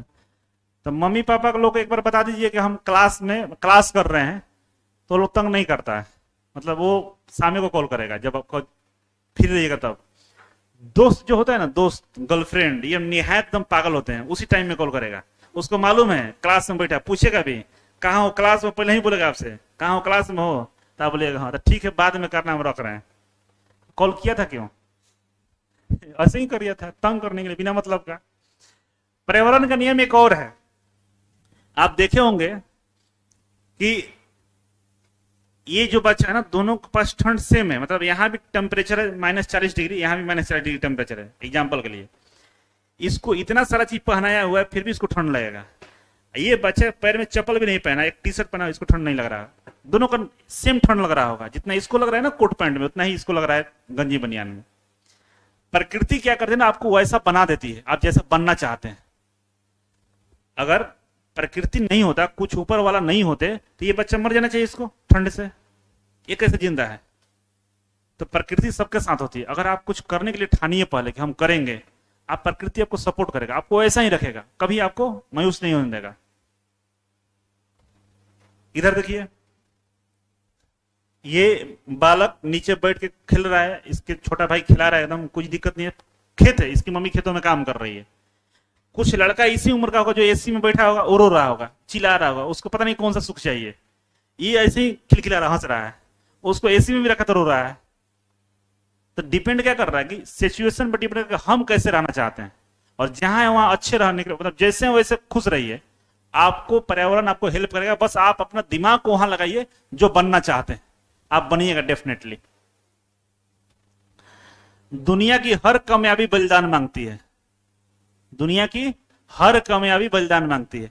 क्या अब्दुल कलाम को हिंदी मूवी देखने का शौक नहीं होगा? वो तेरे नाम नहीं देखना चाहते थे, आशिकी बनाया आपने, वो भी देखना चाहते थे, लेकिन उन्होंने बलिदान दिया, नहीं गए देखने, उस समय को उपयोग किया पढ़ने में। बात सही है? बहुत जो कामयाब लोग हैं ना, बहुत सारे काम नहीं कर पाते समय के अभाव में, क्योंकि वो अपना समय वहां दिए हैं जिससे उनकी कामयाबी मिल सकती है। और बहुत सारे लोग बर्बाद होते हैं इसलिए कि वो वहां समय देते हैं जहां से बर्बादी शुरू होती है। अब ये बच्चा जो है, ये गलत नहीं है, ऐसा करना भी गलत नहीं है, लेकिन एक उम्र होता है कि आप अपने समय को, अपने हस्बैंड वाइफ भी हो सकता है, जरूरी नहीं गर्लफ्रेंड बॉयफ्रेंड। अब देखने का नजरिया, आधा को लग रहा है कि गर्लफ्रेंड बॉयफ्रेंड है, हस्बैंड वाइफ भी हो सकता है, कुछ भी हो सकता है। लेकिन ये फोटो लगाने के पीछे रीजन ये है कि हमारा पास वो समय होना चाहिए ऐसा करने के लिए। क्या पढ़ते हुए जो इंसान है, जो पढ़ाई कर, जो तैयारी कर, कोई किसी मिशन में लगा है, क्या उसके लिए सही है? नहीं है। एक बार क्या हुआ था कि चंद्रगुप्त मौर्य था ना, तो मगध सम्राट धनानंद क्या था, मगध का सम्राट था, और चंद्रगुप्त मौर्य उस समय चाणक्य के पास शिक्षा ले रहे थे मगध सम्राट को हराने के लिए। समझे सिचुएशन, सिनेरियो क्या है कि धनानंद मगध का राजा था, चंद्रगुप्त मौर्य चाणक्य के पास ट्रेनिंग ले रहा था धनानंद को हराने के लिए। चंद्रगुप्त मौर्य एक बार गया धनानंद के दरबार में, वहां पर उसकी एक बेटी थी, बहुत सुंदर थी, उससे इसको प्रेम हो गया। ठीक है, ये बात पता चला चाणक्य को, और चाणक्य इतने गुस्से हो गए कि बोले कि तुम यहां से जल्दी भाग जाओ मेरे सामने से चंद्रगुप्त मौर्य की, हम तुमको कभी आज के बाद हम शिष्य नहीं मानेंगे, तुमसे नहीं होगा यह काम। चंद्रगुप्त को लगा कि एकदम ये चाणक्य जो है ना, ये प्रेम विरोधी आदमी है इसको प्रेम से नफरत है, बहुत भला बुरा बोला, कैसे इंसान है आप बताइए, उम्र है प्रेम करने का, हम नहीं कर सकते हैं। अपने एक फ्रेंड से बता रहा था, क्योंकि चाणक्य गुरु थे ना, तो बहुत सारे वहां पे शिष्य लोग रहते थे। तो चंद्रगुप्त का एक मित्र था, बोला कि ऐसा है तुम रुको, हम जाए गुरुजी से पूछ के आते हैं। ऐसे कैसे होगा, काहे मतलब रोक दिए भाई, प्रेम करना गुनाह है, तो ये जाके प्रश्न पूछता है चाणक्य से, कौन, चंद्रगुप्त का मित्र, कि गुरुजी कहानी नहीं बताया कि चंद्रगुप्त के बारे में पूछ रहे हैं, सीधे बोला कि क्या प्रेम करना गुनाह है सर? तो गुरुजी बोला कि नहीं गुनाह नहीं है, प्रेम तो अच्छा चाहिए, करना चाहिए। तो फिर पूछा तब चंद्रगुप्त मौर्य को डांटे क्यों, वो क्या कौन सा गुनाह कर दिया? तो वहां पर चाणक्य जो बोले हैं ना, उस बात को गौर करिएगा। बोला कि प्रेम उनके लिए है जो साधारण किसान है, जो मजदूर हैं, जो रिक्शा चलाते हैं, जो सिपाही हैं, जो छोटा मोटा काम करते हैं, उनके लिए प्रेम सही है, करना चाहिए। लेकिन प्रेम उनके लिए बहुत ही घातक है जो जिंदगी में कुछ करना चाहते हैं, जिंदगी में जिनका कुछ लक्ष्य है, जो जिंदगी में कुछ बनना चाहते हैं, उनके लिए प्रेम घातक साबित हो सकता है। और उन वैसे लोगों को प्रेम नहीं करना चाहिए, उनकी जो प्रेम करने की उम्र होती है ना, उस काम को पूरा करने के बाद करना चाहिए। सही बात बोला। अगर आप एक नॉर्मल इंसान है तो आपके पास कुछ काम ही नहीं है, जाइए प्रेम करिए, कोई दिक्कत नहीं है। लेकिन अगर आपको जिंदगी में कोई लक्ष्य डिसाइड कर लिए हैं कि हमको ये करना है, हमको ये बनना है, तो फिर आपके लिए प्रेम एक गुनाह साबित हो सकता है। क्योंकि आप टाइम वहां दीजिएगा ना, तो टाइम आपका खराब होगा, वहां टाइम मत दीजिए। कुछ भी प्रेम का जो भी काम है ना, जहां पे आपके लक्ष्य के अलावा आप दूसरी किसी चीजों में टाइम दे रहे हैं, वो टाइम को हटा लीजिए। उसके लिए दुनिया रूठे, माँ बाप रूठे, कोई भी रूठ जाए, रूठने दीजिए, क्योंकि वही लोग आगे जाके आपका तारीफ करेंगे। अगर उन लोगों की बात मान लिए तो फिर क्या होगा, वही लोग बोलेंगे एकदम निहायत खत्म था, इससे कुछ नहीं होने वाला है, ये चौपट है, बर्बाद हो गया, ये सब बोलेंगे। ये कहानी के एकदम यथार्थ है, आप देखेंगे, जानते भी होंगे, आसपास ऐसा होता है।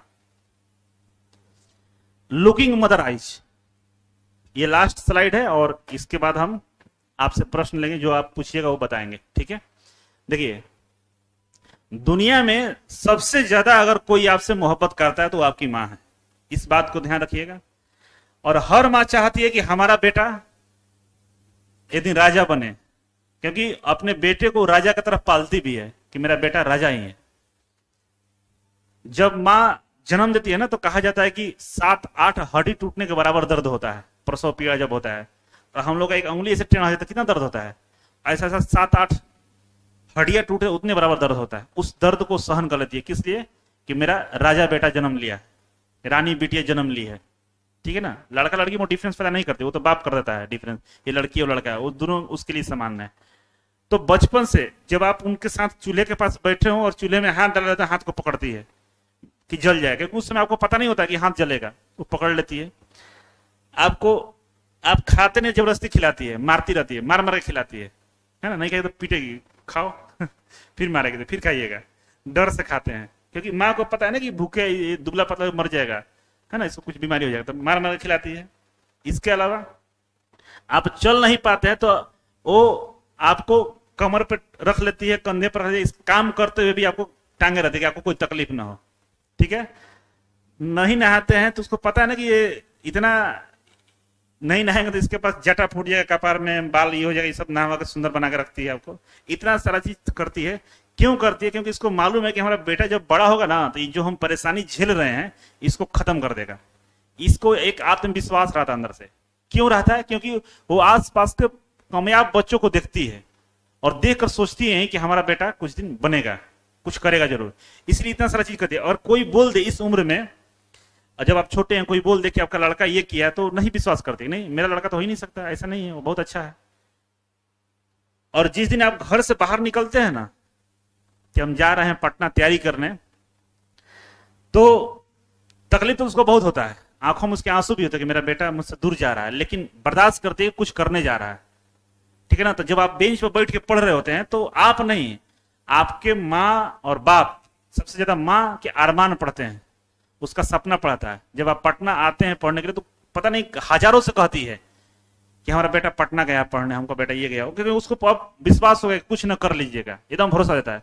और जिस दिन आप वापस जाते हैं, कुछ नहीं करते हैं, तो सबसे दुनिया में मायूस वही होती है, फिर भी आपको गले लगाती है कि नहीं कोई बात नहीं बेटा, जिंदगी ये होता है। तो कम से कम कुछ करना है इनके लिए, ठीक है ना। किसी के लिए मत करिए कुछ भी, लेकिन इनके लिए करिए, क्योंकि आप पूछिए कभी अकेले में अपनी माँ से, वो आपके लिए क्या क्या सोची है। जन्म देने से पहले ही बहुत कुछ सोच के बैठी थी आपके बारे में।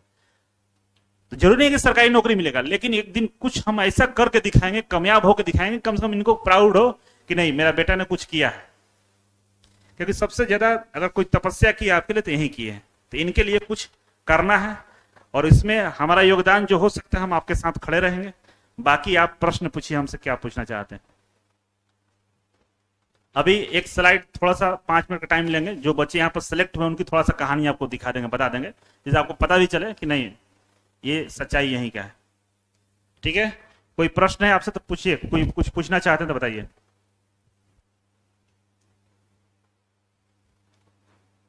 पूछो, कुछ बोल ही नहीं रहा है सब। कोई सवाल नहीं है। न्यू बैच अगले महीने 10 से 15 के बीच में स्टार्ट होगा।